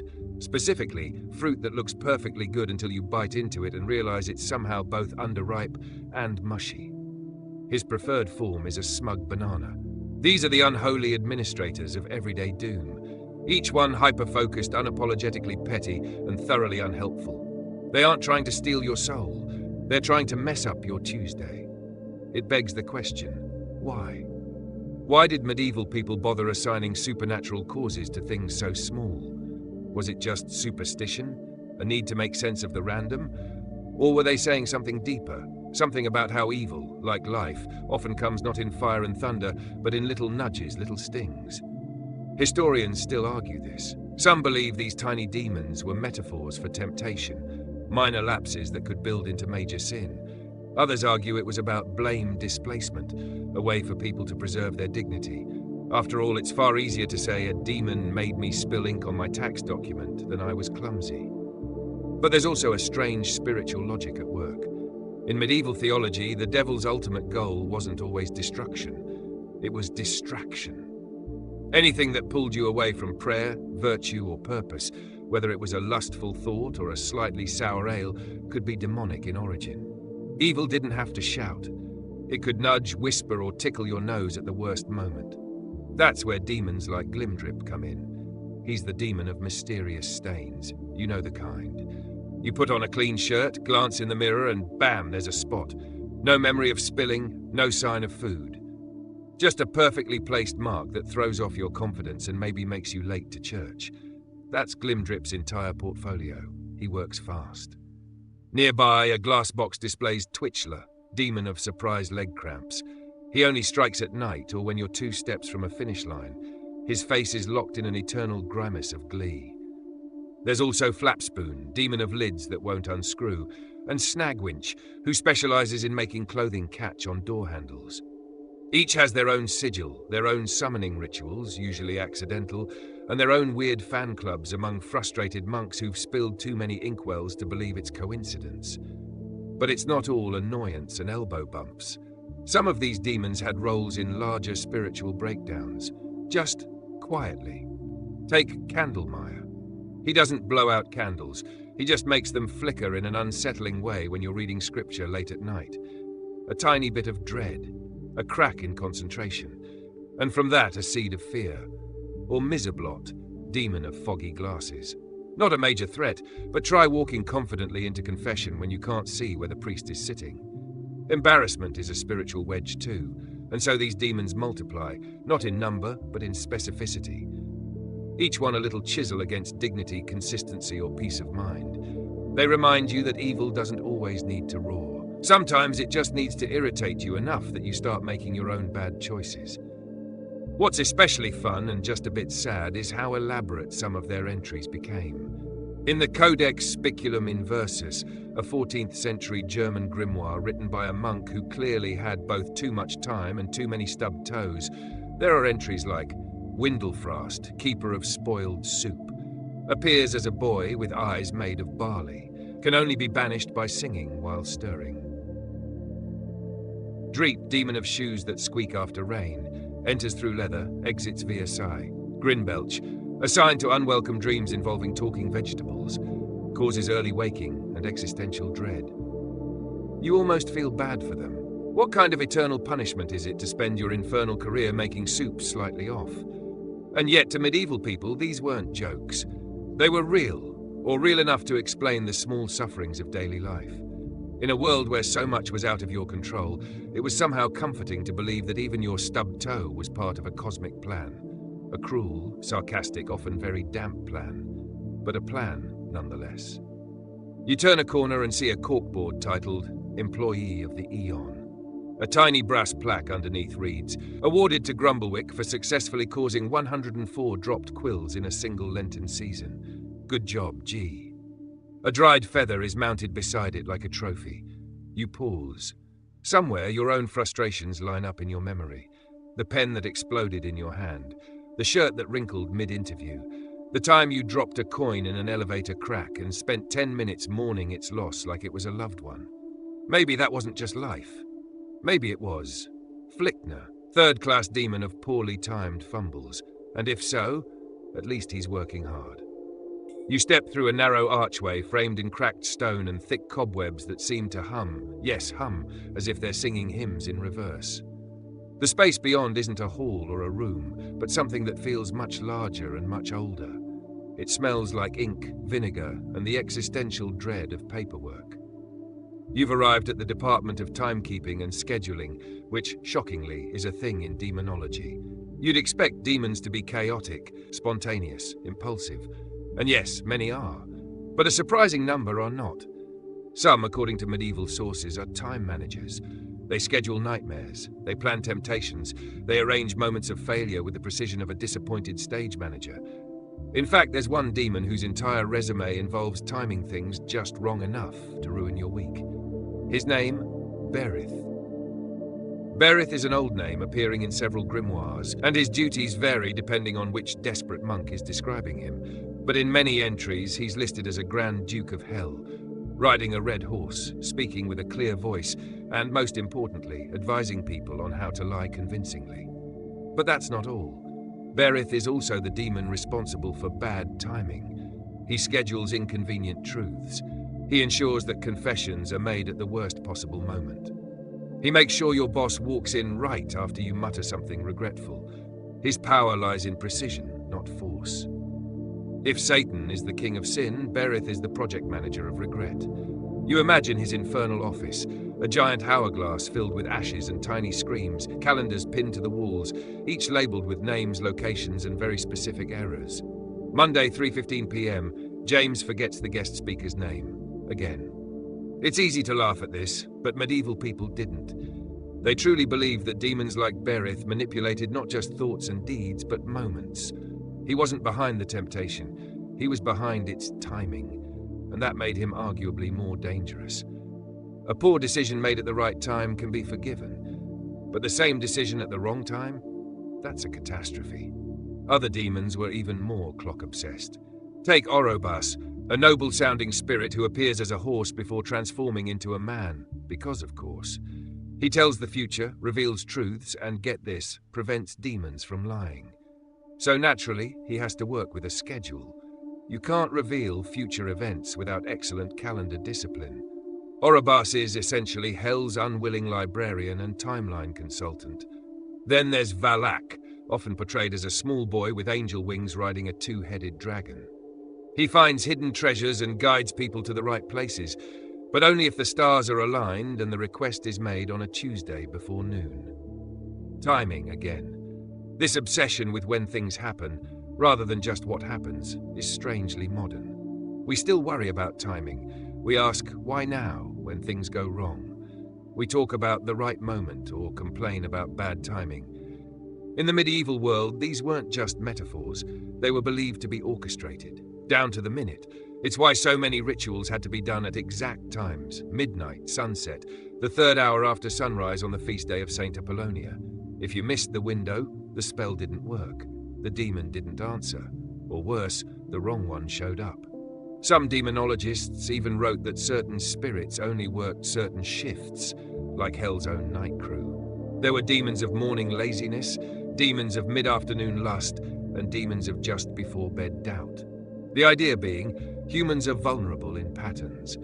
Demons learn those patterns, and then they show up on time. You walk past a massive wall-sized ledger inked by some ancient hell scribe in letters half the height of your body. It's a calendar of temptation. Each day is divided into columns: mortal, location, trigger, demon assigned, backup demon if original fails. A few entries catch your eye. June 13th, Brother Malcolm, kitchen garden. Envy over Brother Thomas's cucumbers, assigned Dretch, imp. Backup, Glomf, sloth. August 8th, Sister Beatrix, altar cleaning. Sudden thoughts of doubt regarding relic authenticity, assigned Berith. Backup, regret, delay, demon flinch. And scrawled near the bottom in red, September 1st, Lady Marjorie, confession booth. Scheduled sneeze. Distract priest long enough to miss vital admission. Assigned Tarsnickel. You almost laugh, but then you remember the cold logic of it all. These demons weren't working for pleasure. They were working. And many were proud of their precision. Some were even known to punish other demons who messed up schedules. One early Renaissance manuscript refers to Fravok, a demon whose only job was to audit hellish appointments and report errors to higher-ups. Miss a temptation deadline? Forget to deliver a nightmare? Fravok shows up with a frown and a flaming clipboard. This is what makes demonology so weirdly efficient. It's not just a collection of scary names. It's a system. It's a schedule. And while heaven is imagined as eternal and timeless, hell is constantly checking the clock. Historians have long puzzled over how such detailed organizational ideas made it into religious texts. One theory is that monks, who were among the most literate and orderly people of their time, projected their own routines onto the supernatural. They spent their days writing, copying, and following bells, prayers, and timetables. It made sense to assume that if demons were real, they too followed a structure, a timetable, an accountability chart. Another theory? People just needed the idea that there was a reason things happened when they did, that fate had a face, that their most embarrassing or painful moments weren't random but orchestrated, that behind every badly timed remark or missed opportunity, someone like Berith was waiting. It gave meaning to chaos, and let's be honest, sometimes it feels better to blame a demon than yourself. You didn't forget to set your alarm because you're irresponsible. Berith messed with your clock. You didn't miss your chance to speak to your crush because you hesitated. Flinch delayed your courage by 3 seconds. It's a cosmic excuse note, but there's a darker implication too. If demons can manipulate time, if they can warp your when, then no moment is truly safe. You can't guard your soul only during church or prayer or Lent, because the clock is ticking all the time, and hell's middle managers are never late. One grim entry in a 15th century priest's notebook records a pattern of local accidents, all on Thursdays, all between 4 and 5 p.m., all involving ladders. He concluded a demon must be assigned to pre-dinner missteps, and began issuing a warning bell at 3:55 every Thursday. The accidents didn't stop, but the bell made people feel safer. That was enough. As you move deeper into this infernal scheduling center, you see one final door marked Berith's office. It's ajar. Inside, a wall of clocks. Dozens of them tick and tock at slightly off rhythms. Some are cracked, others are too fast. One runs backward, one sideways. In the center of the room is a chair, empty. But a note is pinned to the backrest. Out on assignment. Back in 3 mistakes. You hear a soft chime. Somewhere, someone just missed a once-in-a-lifetime opportunity. Right on schedule. You're still standing in Berith's office when the clocks begin to quiet. Not stop, exactly, just hush. As if they're aware of your presence. The ticking becomes syncopated, almost rhythmic, like a heartbeat or a whispering crowd at a funeral. You step backward into a corridor and find yourself in a completely different wing of hell's employment ecosystem. One where job postings sound more like auditions and less like actual roles. Welcome to the department that feels like it was designed by a washed-up theatre director, with a flair for melodrama and no concept of personal space.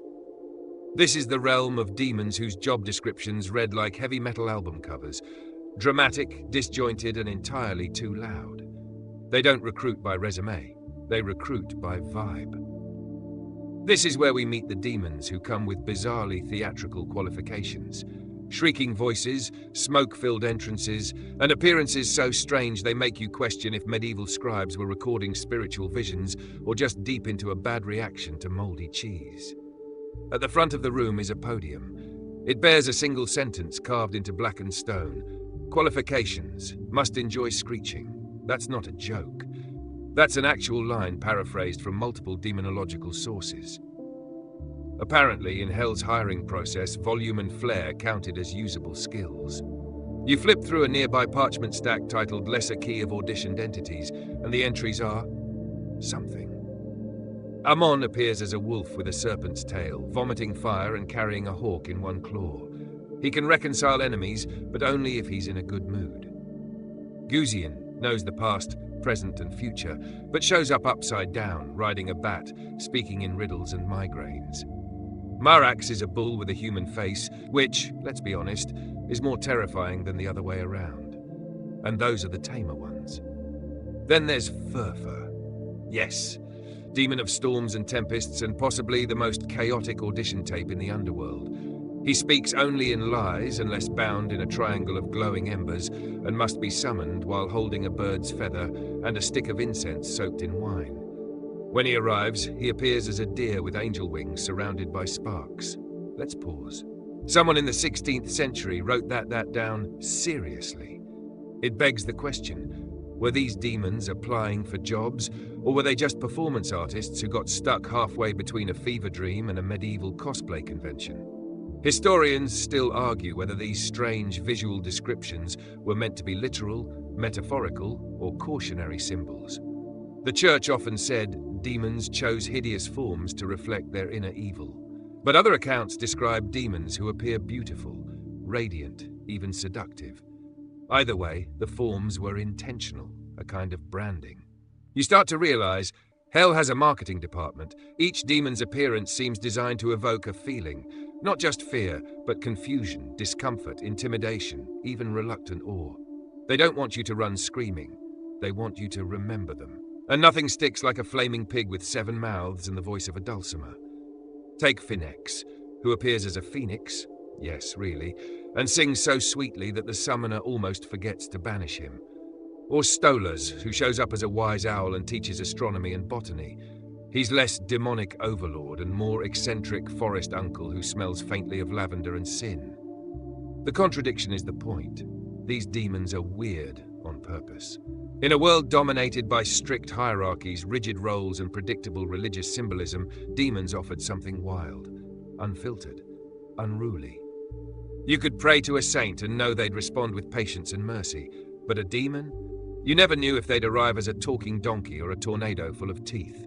There was no protocol, no uniform, unless the uniform included smoke, wings, and the ability to turn into a puddle of frogs. One particularly chaotic demon in the Ars Goetia is Vine, who appears as a lion riding a black horse, carrying a viper.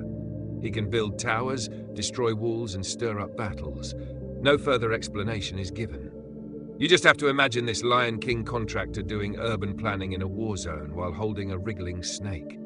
It's hard not to suspect that some of these descriptions were part of a kind of mystic intimidation tactic.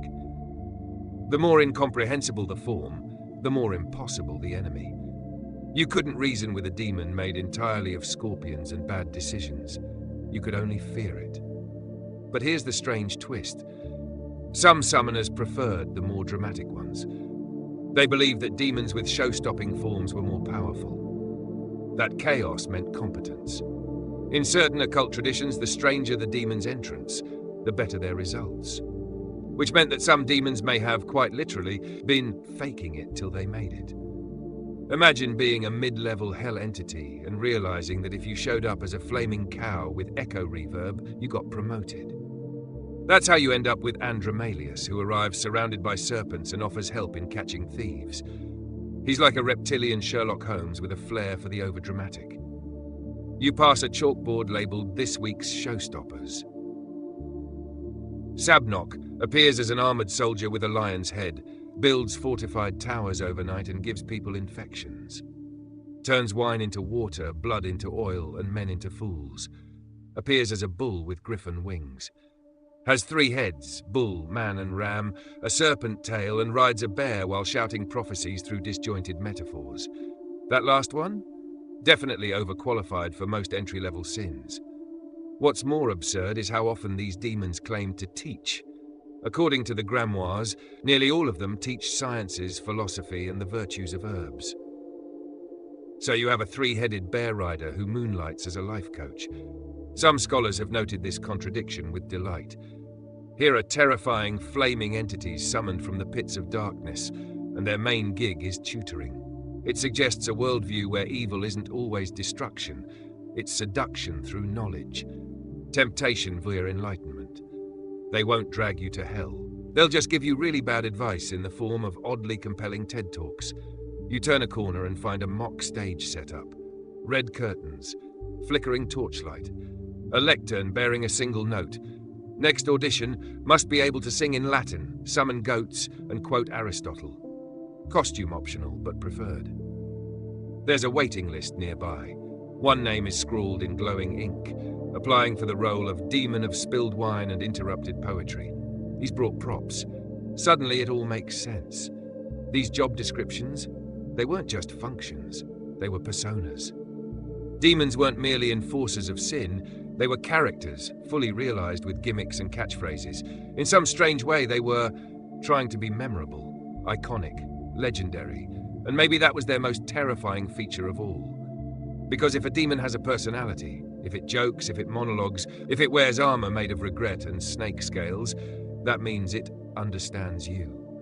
Not as a soul to steal, but as an audience, and it will play to you, if that's what it takes. You step off the makeshift stage and into a cavernous room that feels immediately different. Less chaotic, more clinical. Cold stone floors, vaulted ceilings, a strange silence, dense like it's waiting for judgment.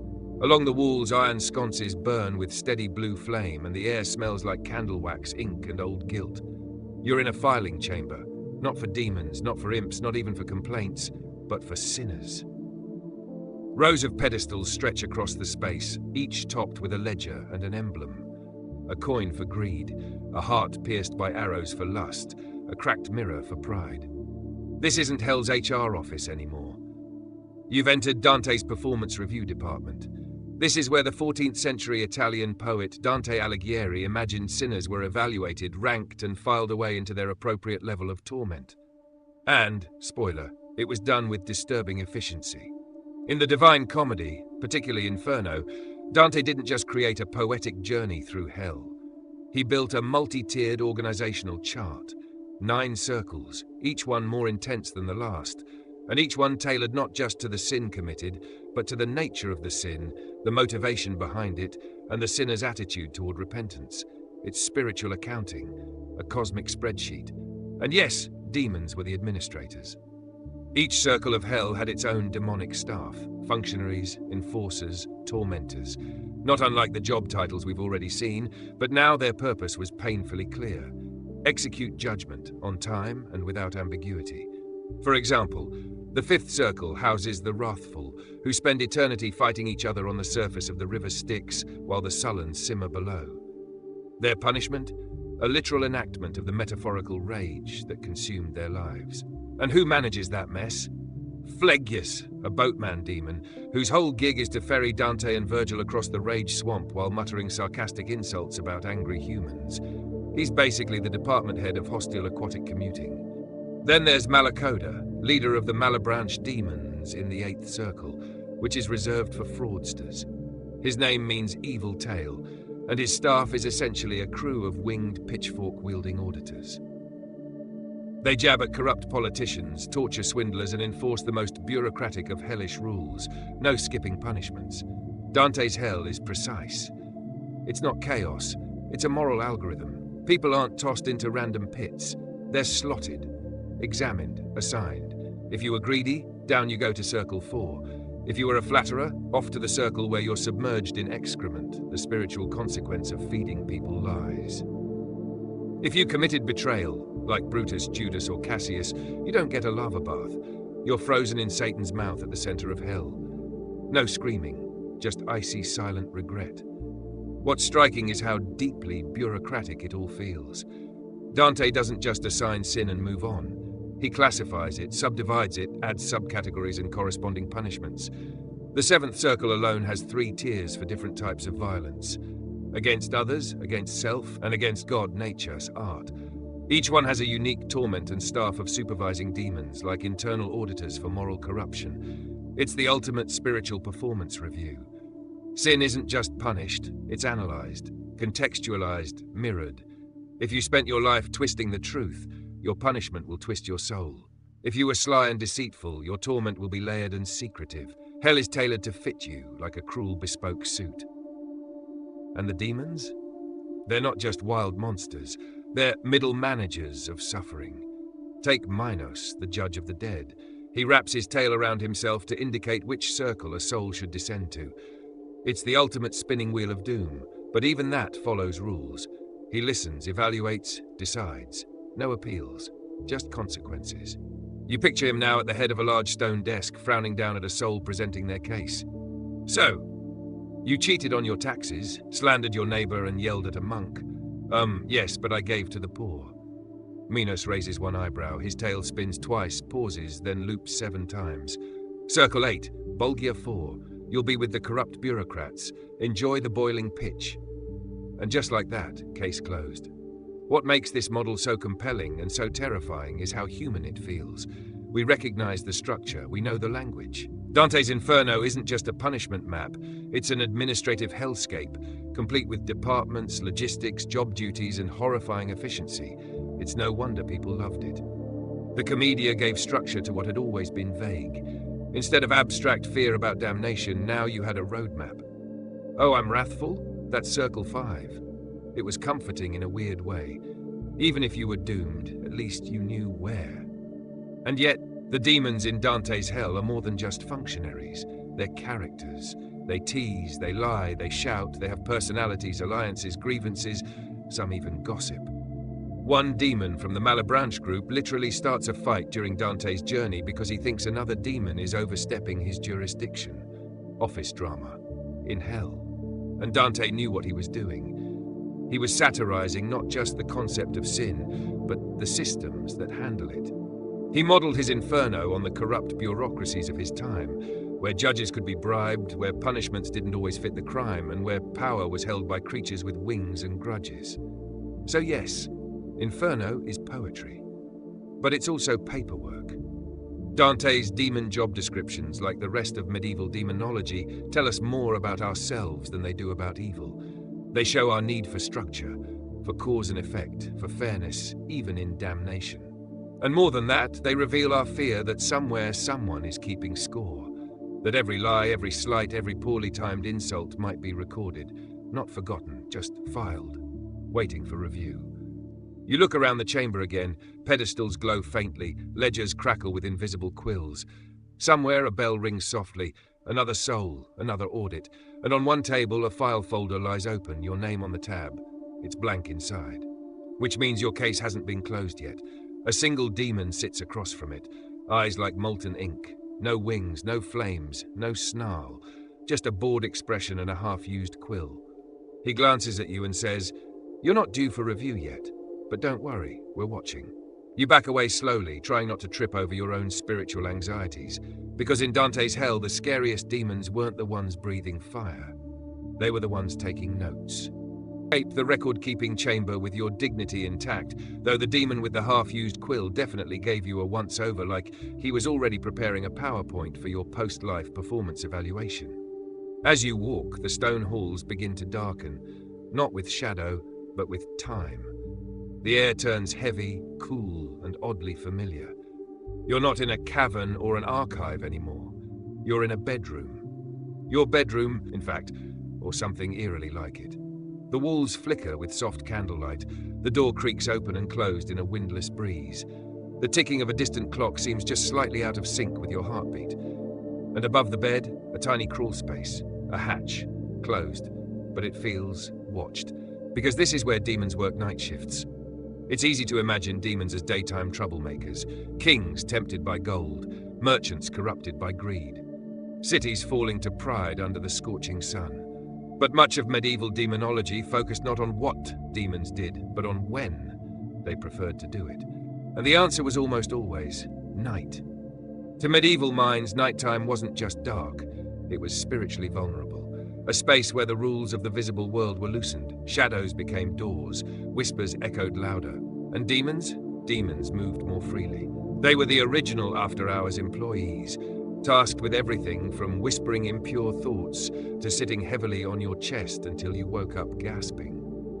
Let's begin with the classic example, the nightmare demon. Today we use the word nightmare casually, but its roots are far more literal. The mare was once believed to be a malevolent spirit or demon that visited sleepers in the night, sitting on their chest and filling their dreams with terror. It wasn't just bad sleep, it was spiritual suffocation. This idea shows up across cultures.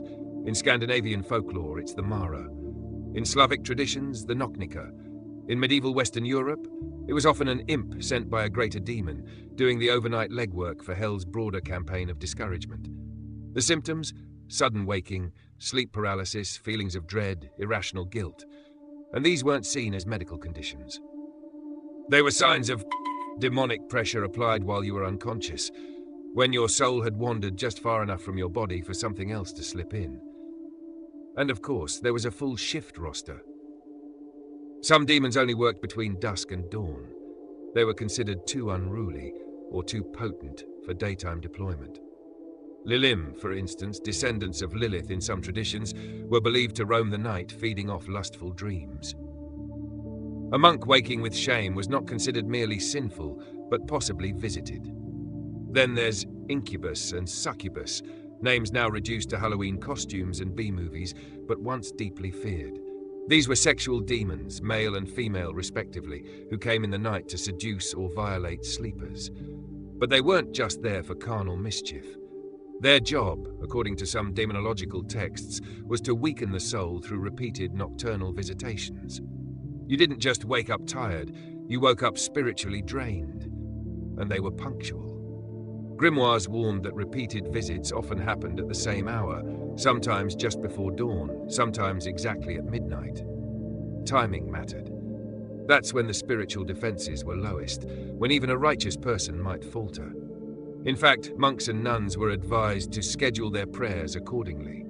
Vigils were meant not just as devotion, but as counter-programming. If demons were on a night shift, you had to be too. Candlelight was more than ambience, it was protection. A constant flame in the dark, saying, someone is awake, someone is watching. But it wasn't just dreams demons tampered with.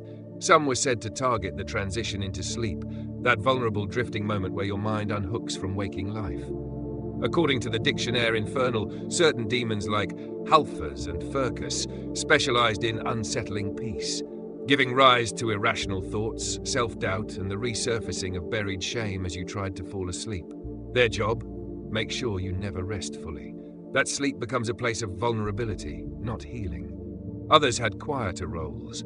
There's Kobol, who we've mentioned before as a blacksmith demon, but who also moonlighted, literally, as a soul agitator, stirring unrest in people who felt too comfortable. His night duty was simple.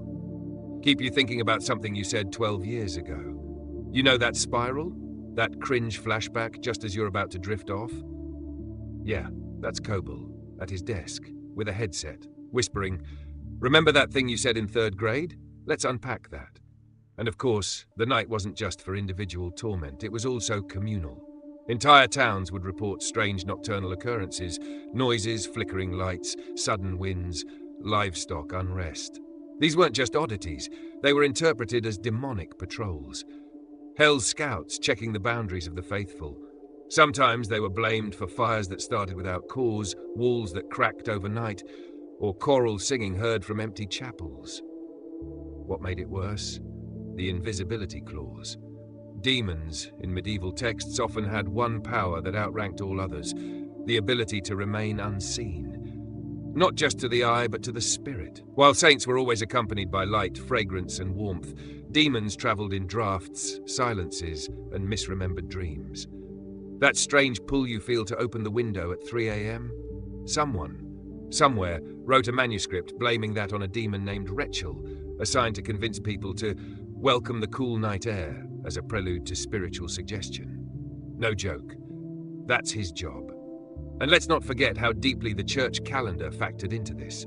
Certain nights were considered more dangerous than others. All Hallows' Eve, the eve of St. John, midwinter solstice. Times when the boundary between worlds was thinner, when demons took extra shifts. Exorcists would sleep in shifts. Relics would be moved closer to beds. Even the bells would be rung, not to wake anyone, but to drown out the voices of the invisible. All of it, so calculated, so specific, adds up to one unsettling truth. Hell never sleeps. And you do. That's the problem. Because every time you close your eyes, something on the other side of that hatch above your bed checks a time card. The shift begins, the whispering starts. The dreams adjust themselves. Even now, standing in this twisted version of your room, you feel it. The heaviness, the sense that something is perched just out of view, watching not with hatred, but with curious commitment. After all, demons with night duties aren't trying to destroy you outright. They're trying to erode. A little fear, a little unrest, a second night without good sleep, a 5th night of shame-drenched dreams. And soon enough, You're too tired to pray, too foggy to focus, too anxious to connect. That's when they move in permanently. Not with fire or wrath, but with a soft sigh and a subtle shift in the temperature of your sheets. So tonight, when you lay down, think of them. Think of the night staff. Think of the ones who punch in when you finally punch out.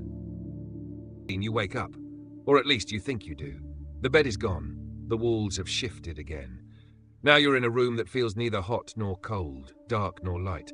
There's no dripping water, no clinking chains, no smell of sulfur. But it's wrong. Deeply wrong. It's too still, too clean. Like someone vacuumed the concept of hope right out of the air. Ahead, a wide doorway yawns open, rimmed with brass and bone. A sign above it, written in elegant calligraphy, reads, Department of Demonological Documentation and Authorship, authorized scribes only. You step inside. Instantly, you're met with rows of writing desks, illuminated by oil lamps that flicker without smoke. Quills scratch on their own. Scrolls unfurl and roll back, seemingly arguing with each other. And lining the far wall, hundreds of tomes. This is where the lists were born, where names were recorded, where roles were assigned. Where someone, or something, decided that Zagan should be the demon of turning wine into water, or that Beleth should enter with trumpets and mild romantic awkwardness. This is the creative department of hell. And make no mistake, it is creative. You start scanning the spines of the books. Some are cracked and worn, others gilded and pristine. Their titles range from the formal, the ars goetia, to the whimsical, the lesser index of moderate mischiefs. And at the center of the room, hunched over a writing desk the size of a dining table, sits a figure in a tattered robe, furiously scribbling. He doesn't look up. He just mutters, "They always forget we made it all up." And then it became true. This is one of the scribes, the monks, mystics, and mystifyingly over-caffeinated eccentrics who filled the world with demon lists. Not because they were evil, not because they were possessed, but because they were trying to make sense of everything. And the only way to do that was to write it down. The medieval world was chaos. Famine, war, plague. People died in the streets, priests argued about the soul's weight, and your bread could go moldy for reasons no one understood. So humans did what we've always done in the face of madness. We documented it. The first demon lists didn't start as horror stories. They began as spiritual tools, a way to categorize evil, understand temptation, target specific sins. But over time, things got weird. Because the moment you start naming things, giving them traits, defining their hobbies, you're not just describing anymore, you're creating. This is how we end up with demons like Ronov, a Marquise of Hell who teaches languages and rhetoric. He may also smell like cinnamon. Bifrons, who knows astrology, math, and the precise layout of every cemetery. Andrealphus, who appears as a peacock and teaches geometry in the key of F. You tell yourself these are metaphors. But the more you write, the more real they become. Soon, people aren't just reading these names. They're invoking them, fearing them, blaming them for spilled ink and impure thoughts and mysterious mold on their altar cloths. Some grimoires were dead serious. The Ars Goetia, the Pseudomonarchia Demonum, Dictionaire Infernal, these weren't bedtime reading. They were field manuals, packed with summoning instructions, descriptions, sigils, seals, and ritual schedules. But others are questionable. A monk in 15th century Spain wrote a list of demons categorized not by sin, but by weather preference. He claimed some demons preferred dry heat, others favored fog, and one, named Volumbrax, could only appear during sleet. Another anonymous English text lists demons according to their preferred seating arrangements when attending black masses. Spoiler, Asmodeus likes to be near the fire and Stolas refuses to sit next to Baal due to an incident involving soup. And yet these scribes kept writing, because it worked. A scared villager hears a bump in the night. He checks his grimoire, finds Dretch, the demon of collapsing roof tiles, and sighs with relief. It's not a curse. It's just Dretch. Maybe he can be warded off with salt or lemon, or the strategically placed toe bone of a saint. Knowledge becomes comfort. Comfort becomes ritual. Ritual becomes truth. And truth? It doesn't always come from God. Sometimes it's dictated by a sleep-deprived monk scribbling by candlelight, trying to remember how to spell Belphegor. You wander deeper into the chamber and pass a table stacked with rejected demon descriptions. They're absolutely priceless. Plinkle, demon of off-key humming and awkward silences at family dinners. Throt, whose only job is to make people forget their keys while remembering vivid dreams about bees. Gumph, who can only appear in the presence of spoiled meat and must dance for exactly 4 seconds before disappearing in a puff of oregano. Were these jokes? Misinterpretations? Or just scribes getting bored?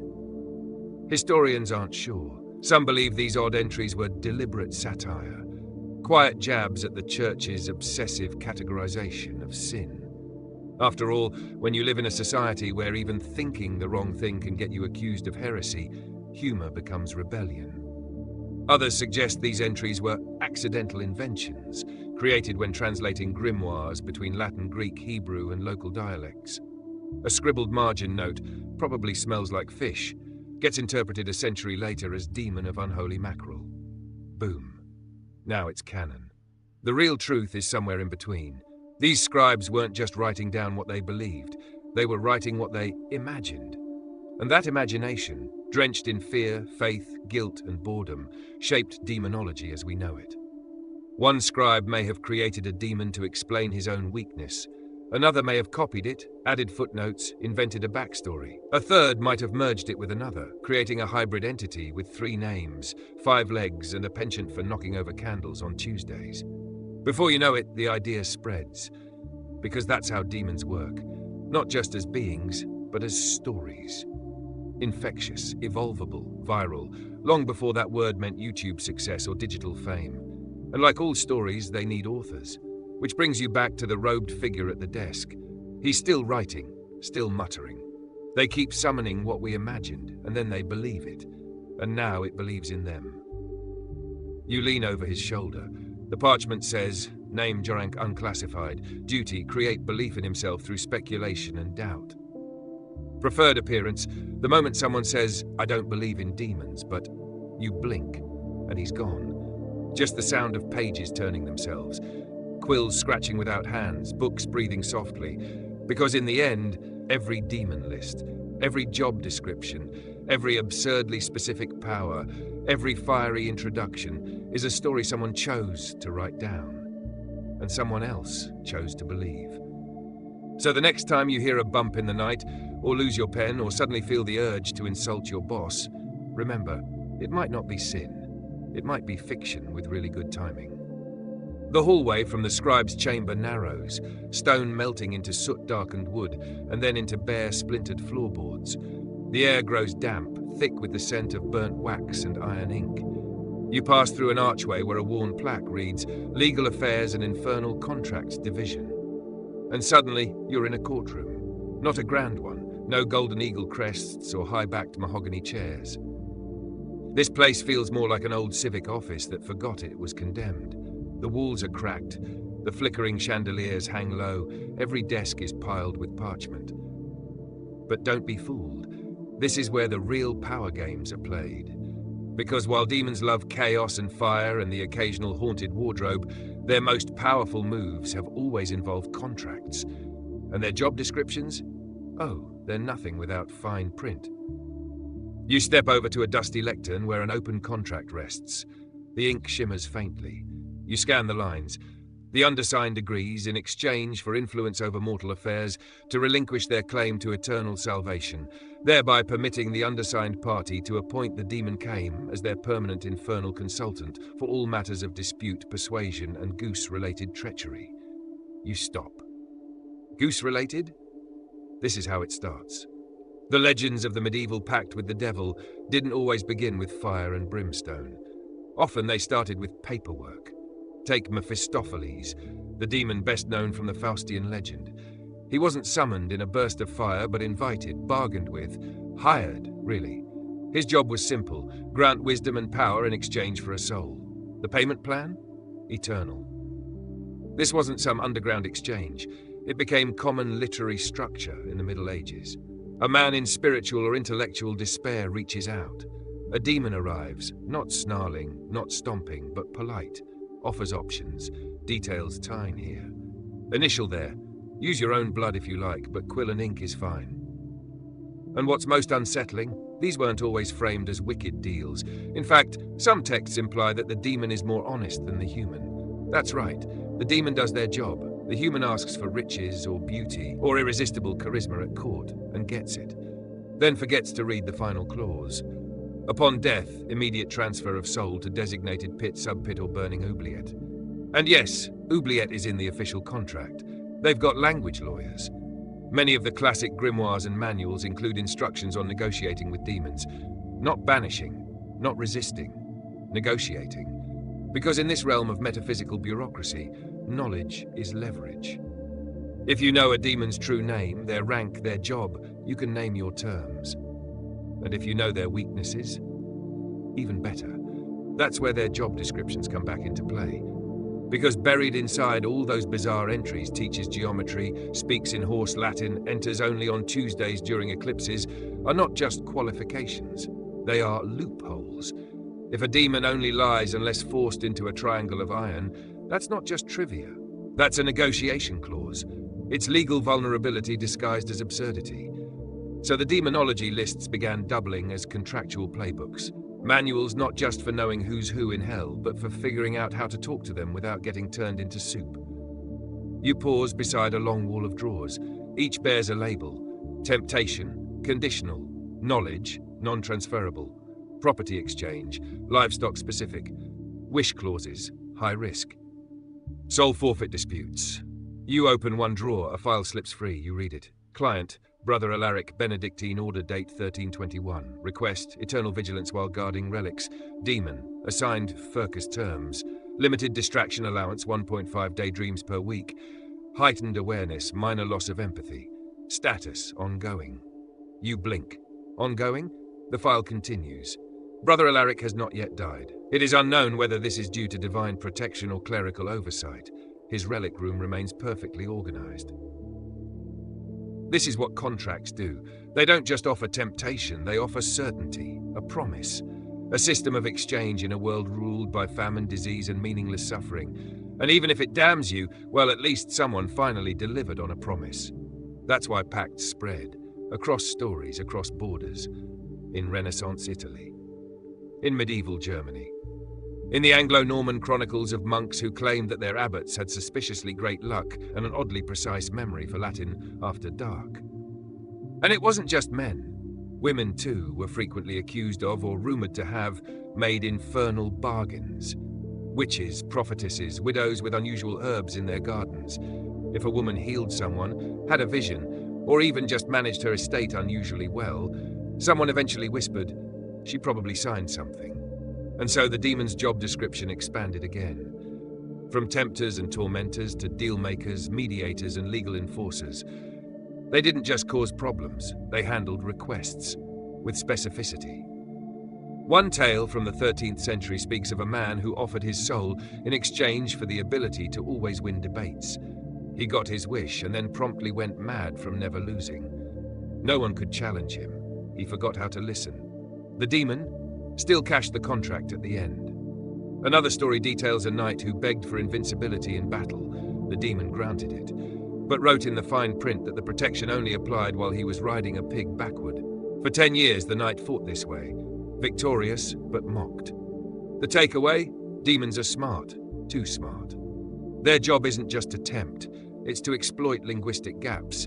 They are, in a sense, dark lawyers, twisting meanings, bending clauses, fulfilling wishes in ways that punish the wisher, and they've had centuries to practice. You pass another contract wall. This one glows faintly, etched into glass. This agreement binds the client to obedience of sleep-dream protocol, in which all warnings delivered during dreams shall be considered legally actionable omens. You shiver, because how many dreams have you had filled with symbols, with warnings, with riddles you never understood? How many were just dreams, and how many were parts of an agreement you didn't know you signed? There's no way to tell, not without your file. You search the shelves but don't find your name. Only a note, pending. See Department of Unsigned Contracts. Great, that's not ominous at all. Before you go, one last drawer catches your eye. A single sheet lies inside. No embellishment, just plain black ink. Position, demon of hesitation. Current holder, vacant. Description: specializes in last-minute doubts, lost pens, missed exits, unsent messages, temporarily assigned to humans struggling with final decisions. You pause and realize that job, it's open, which means someone or something is about to fill it. Possibly the next time you almost hit send. You turn from the wall of contracts and find yourself in a dim corridor, long, narrow, and lined with ticking clocks. Not normal clocks, though. Each one is just a little off. One ticks backward, another in erratic jolts. One emits a soft sigh every minute, like it's disappointed in the passing of time. Some have no hands at all. This is not a hallway you walk down. This is a hallway that waits. A hallway built for demons who specialize in stalling. Because the truth is, for all their flash and fury, demons don't always need to destroy, deceive, or corrupt you outright. Sometimes their most effective strategy is simply delaying you, just long enough that you never finish the thing that mattered. And that's where we arrive at the next absurdity. The demons who don't do anything at all. Not immediately, not violently, but slowly, incrementally. They're the ones whose job description boils down to keep this mortal distracted for 20 years. And let's be honest, you've probably met them. There's Volusa, a lesser-known demon whose only listed talent is providing compelling reasons not to begin. His influence is subtle. He doesn't shout, he whispers, "Not yet. Tomorrow will be better. Let's just scroll for 5 more minutes." Or Dreziel, who doesn't even appear in grimoires but is whispered about in monk annotations. Supposedly the demon of comfort-based stagnation. He gives your bed the perfect temperature. He ensures your most important ideas arrive only after you've brushed your teeth and laid down. He is the snooze button incarnate. And there's Silpharaxts, who, according to one early Renaissance source, thrives on unreplied letters, unsent apologies, and the 1,000 almosts of the human heart. Historians still debate whether Silpharax was meant as satire, metaphor, or actual metaphysical entity. But the theory goes, if enough people believe in a demon whose job is to pause your courage, eventually that demon exists. These figures rarely made the big-name grimoires. No dramatic sigils, no infernal ranks, because they don't need fire and brimstone, they have you. And your unmade calls, your unwritten stories, your always delayed dreams. They're not here to drag you into hell. They wait for you to bring yourself. And their tactics are terrifyingly efficient. Consider how many dreams were never pursued, not because someone failed, but because they never started. How many confessions were never made because someone thought it's not the right time. How many great acts of kindness, courage, creation were delayed into oblivion. That's the real horror. Because these demons work in a realm that no exorcist can reach. Your intentions. Now, medieval thinkers weren't unaware of this. Several monastic texts make passing reference to the sin of delay, often tied to sloth or acedia, a deep spiritual apathy. But some believed it wasn't laziness at all. It was active resistance injected into the soul by invisible forces. Imagine you're a 12th century monk. You rise early to pray, copy manuscripts, tend the garden. But today, you just don't. You can't focus. You feel the weight of everything you haven't done. You start one line of scripture and stop. Get distracted by a crack in the floor. You feel ashamed but also numb. This wasn't depression as we understand it today. To them, it was external. Something with a name. A demon with a job title. Their solution? Routine. Bells, psalms, relentless structure. But they knew that some days even structure fails. There's a story from an obscure grimoire, possibly apocryphal, about a scribe who tried to summon a demon for knowledge. But instead, he accidentally called forth Thresquill, the demon of perpetual outlining. From that moment on, he could never finish anything. He planned perfectly, structured masterfully, but the moment he tried to execute, blankness. The ink dried, the candle sputtered. Thresquill's job wasn't to torment him, it was to keep him planning forever. Sound familiar? Some demon descriptions even lean into absurdity with alarming clarity. One forgotten folio lists Demuriel, a minor spirit responsible for overthinking small tasks until they seem unmanageable. According to the margin notes, Demuriel has a fondness for to-do lists and can often be repelled with loud music or an unexpected phone call. The tone seems humorous, but the effect is not. Because what medieval demon lists inadvertently reveal is this: We have always feared our own hesitation, our own cycles, the way we trick ourselves into doing everything except the thing we most need to. And these demons? They're just metaphors that grew legs or wings or awkwardly long scrolls of incomplete projects. One French text dated around the late 14th century mentions a demon called Provarix, whose only power is to keep councils arguing endlessly. He doesn't lie. He doesn't bribe. He simply inspires just enough disagreement to derail decisions indefinitely. Imagine the medieval mindset. When every council mattered, every vote shaped a village, every delay could lead to famine or rebellion. Suddenly, a demon like Provarix wasn't silly. He was dangerous. He didn't burn cities. He froze them, in endless debate, in perpetual not-quite decisions. And these demons didn't work alone. One cleric suggested that certain demons operated as a delay team, a sort of metaphysical task force. One makes you question your abilities. Another convinces you the timing isn't right. A third reminds you of the last time you tried and failed. And before long, you're stuck in the soft, endless mire of maybe later. The kicker? None of them ever break the rules. They don't tempt, they don't deceive. They simply nudge, hint, whisper, all within the legal framework of free will. That's what makes them terrifying. Because if a demon can get you to stop yourself, what use is damnation? You've already done the work. You reach the end of the hallway, past the clocks, and find a single chair facing a mirror. Above it, a sign, for consideration. Demon of self-delay, candidate evaluation in progress. There's a clipboard on the seat. It's filled with checkboxes. Ignored inspiration due to mild hunger, postponed crucial project for laundry, over-researched instead of writing. Said this probably won't work anyway. You notice your name written in the corner, but it's only pencil. That's the final cruelty of these demons. They don't own you. They're just counting on you to stop yourself. Because the demons of delay, of pause, of I'll do it after, don't need fire, don't need claws, don't even need paperwork. All they need is for you to wait long enough that nothing changes. You leave the hallway of clocks behind, not so much walking as drifting now. The air is heavy with the residue of choices never made. There's no door this time, just a quiet unraveling of space until you're standing at what might be the end. Not an ending like a slammed book or a locked gate. More like that moment after a conversation ends but before anyone says goodbye. Ahead is a circle of chairs, empty, mismatched, arranged like a strangely polite support group. Each seat has a nameplate. Some names you recognize: Belial, Asmodeus, Mammon. Others you don't: Crinal, Azoz, Duthril the binder of pens.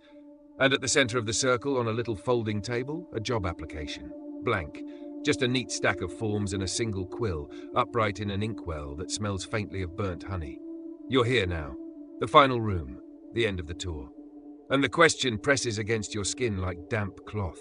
Why do all these demon job descriptions sound like they were written by someone who has no idea what the job actually is? Let's face it. Throughout this strange and smoky descent, we've seen listings that read less like metaphysical threats and more like the worst medieval help wanted ads in existence. Teaches geometry, occasionally appears as a bull with a man's head.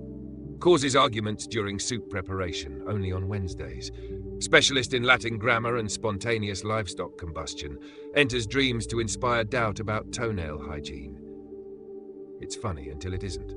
Because this is the last secret of demon lists, the final absurdity. They don't make sense because they were never supposed to. They weren't instructions, they were reflections. Every time a medieval scribe sat down to catalogue the minions of hell, they weren't mapping a literal organizational chart. They were holding up a cracked mirror to their own world. Think about it. A medieval Europe teeming with fear, grief, superstition, unexplainable illness, political betrayal, crop failure, public shame, and the sense that invisible forces were always just 1 inch behind your shoulder. How do you cope with that? You name it. You give it a form, a face, a job. You say, it's not me, it's Berith, demon of impatience and bad purchases. It wasn't sin, it was Naberius who speaks through me when I insult my uncle. That wasn't an accident, it was Gomery, demon of walking too confidently into betrayal. And suddenly, it feels manageable. Even the absurd job titles. The demons who teach music but also cause boils, or the ones who appear as beautiful lions with far too many toes, those too serve a purpose. Because sometimes the thing that haunts you isn't evil. It's nonsense. Unknowable, chaotic, frustratingly unfixable. So you write down a name, you assign a rank, you add a seal, a trumpet fanfare list of impossible attributes. Because if it's on paper, if it follows some kind of structure, then maybe, just maybe, it can't touch you. Historians still argue whether these demonologies were meant as real guides, elaborate satire, or simply desperate attempts to make sense of senselessness. There's no clear answer. Some believe they were tools for priests and exorcists. Others think they were artistic expression wrapped in dogma. And some whisper that the very act of naming gave these demons form. That belief makes them real. And now we're all stuck with an infernal HR department we never consented to. But maybe the truth is simpler. Maybe we've always written demon job descriptions, not because we believed in demons, but because we've never stopped fearing our own behavior. Our pride, our wrath, our lust, sloth, envy. You read a list of demons and laugh until you realize you've seen all of them. In traffic, on TikTok, in yourself. And suddenly, demon of unfinished projects isn't funny anymore. It's familiar. But here's the last twist. You see the demons in those lists? They never clock in. They don't fill out timesheets. They don't apply for promotions. They don't follow KPIs because they're not employees. They're metaphors with teeth. They're the parts of us we're afraid to own, so we file them under external interference and hope that's enough. But in truth, they don't need job descriptions because their job is already being done. By us. Every time we put off a dream. Every time we snap at someone we love. Every time we sabotage our own peace because discomfort feels safer than joy. We are the demons we wrote down. And maybe, just maybe, we always have been. You look around the circle of chairs again. Still empty. But one nameplate now flickers softly. Yours. And that job application on the table?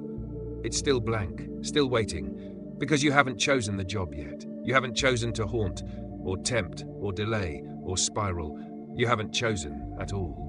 And that, perhaps, is the best thing you've heard all night. Because it means you still can. Still write a different story. Still tear up the demon job description before it ever prints.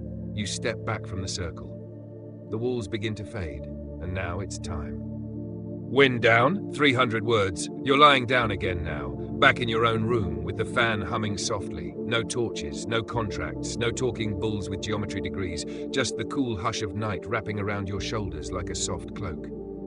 The demons, they're quiet now, not banished, not destroyed, just stilled. Like shadows outside a window, they're always out there, waiting, shuffling resumes, whispering ideas for their next job. But here's the beautiful thing. You're not the same person who walked into this story. You've seen their trick, you've read their postings, you know how absurd they are, how transparent. So the next time one of them leans in to offer you distraction, or anger, or self-doubt wrapped in velvet, you'll smile, maybe even chuckle, and you'll say, "No thanks, I've already met your hiring manager." Now let your thoughts float. Let them stretch out like a cat in warm sunlight. You're safe here, you're strong, and whatever strange job the darkness offers next, you'll remember. You don't have to take it. You never did. So let go of the story now. Breathe in, slow. Breathe out, slower. Let the nonsense fade, let the lists dissolve, and drift now. Drift deeper, deeper still, until even the loudest demon can't find the volume knob anymore. Sweet dreams.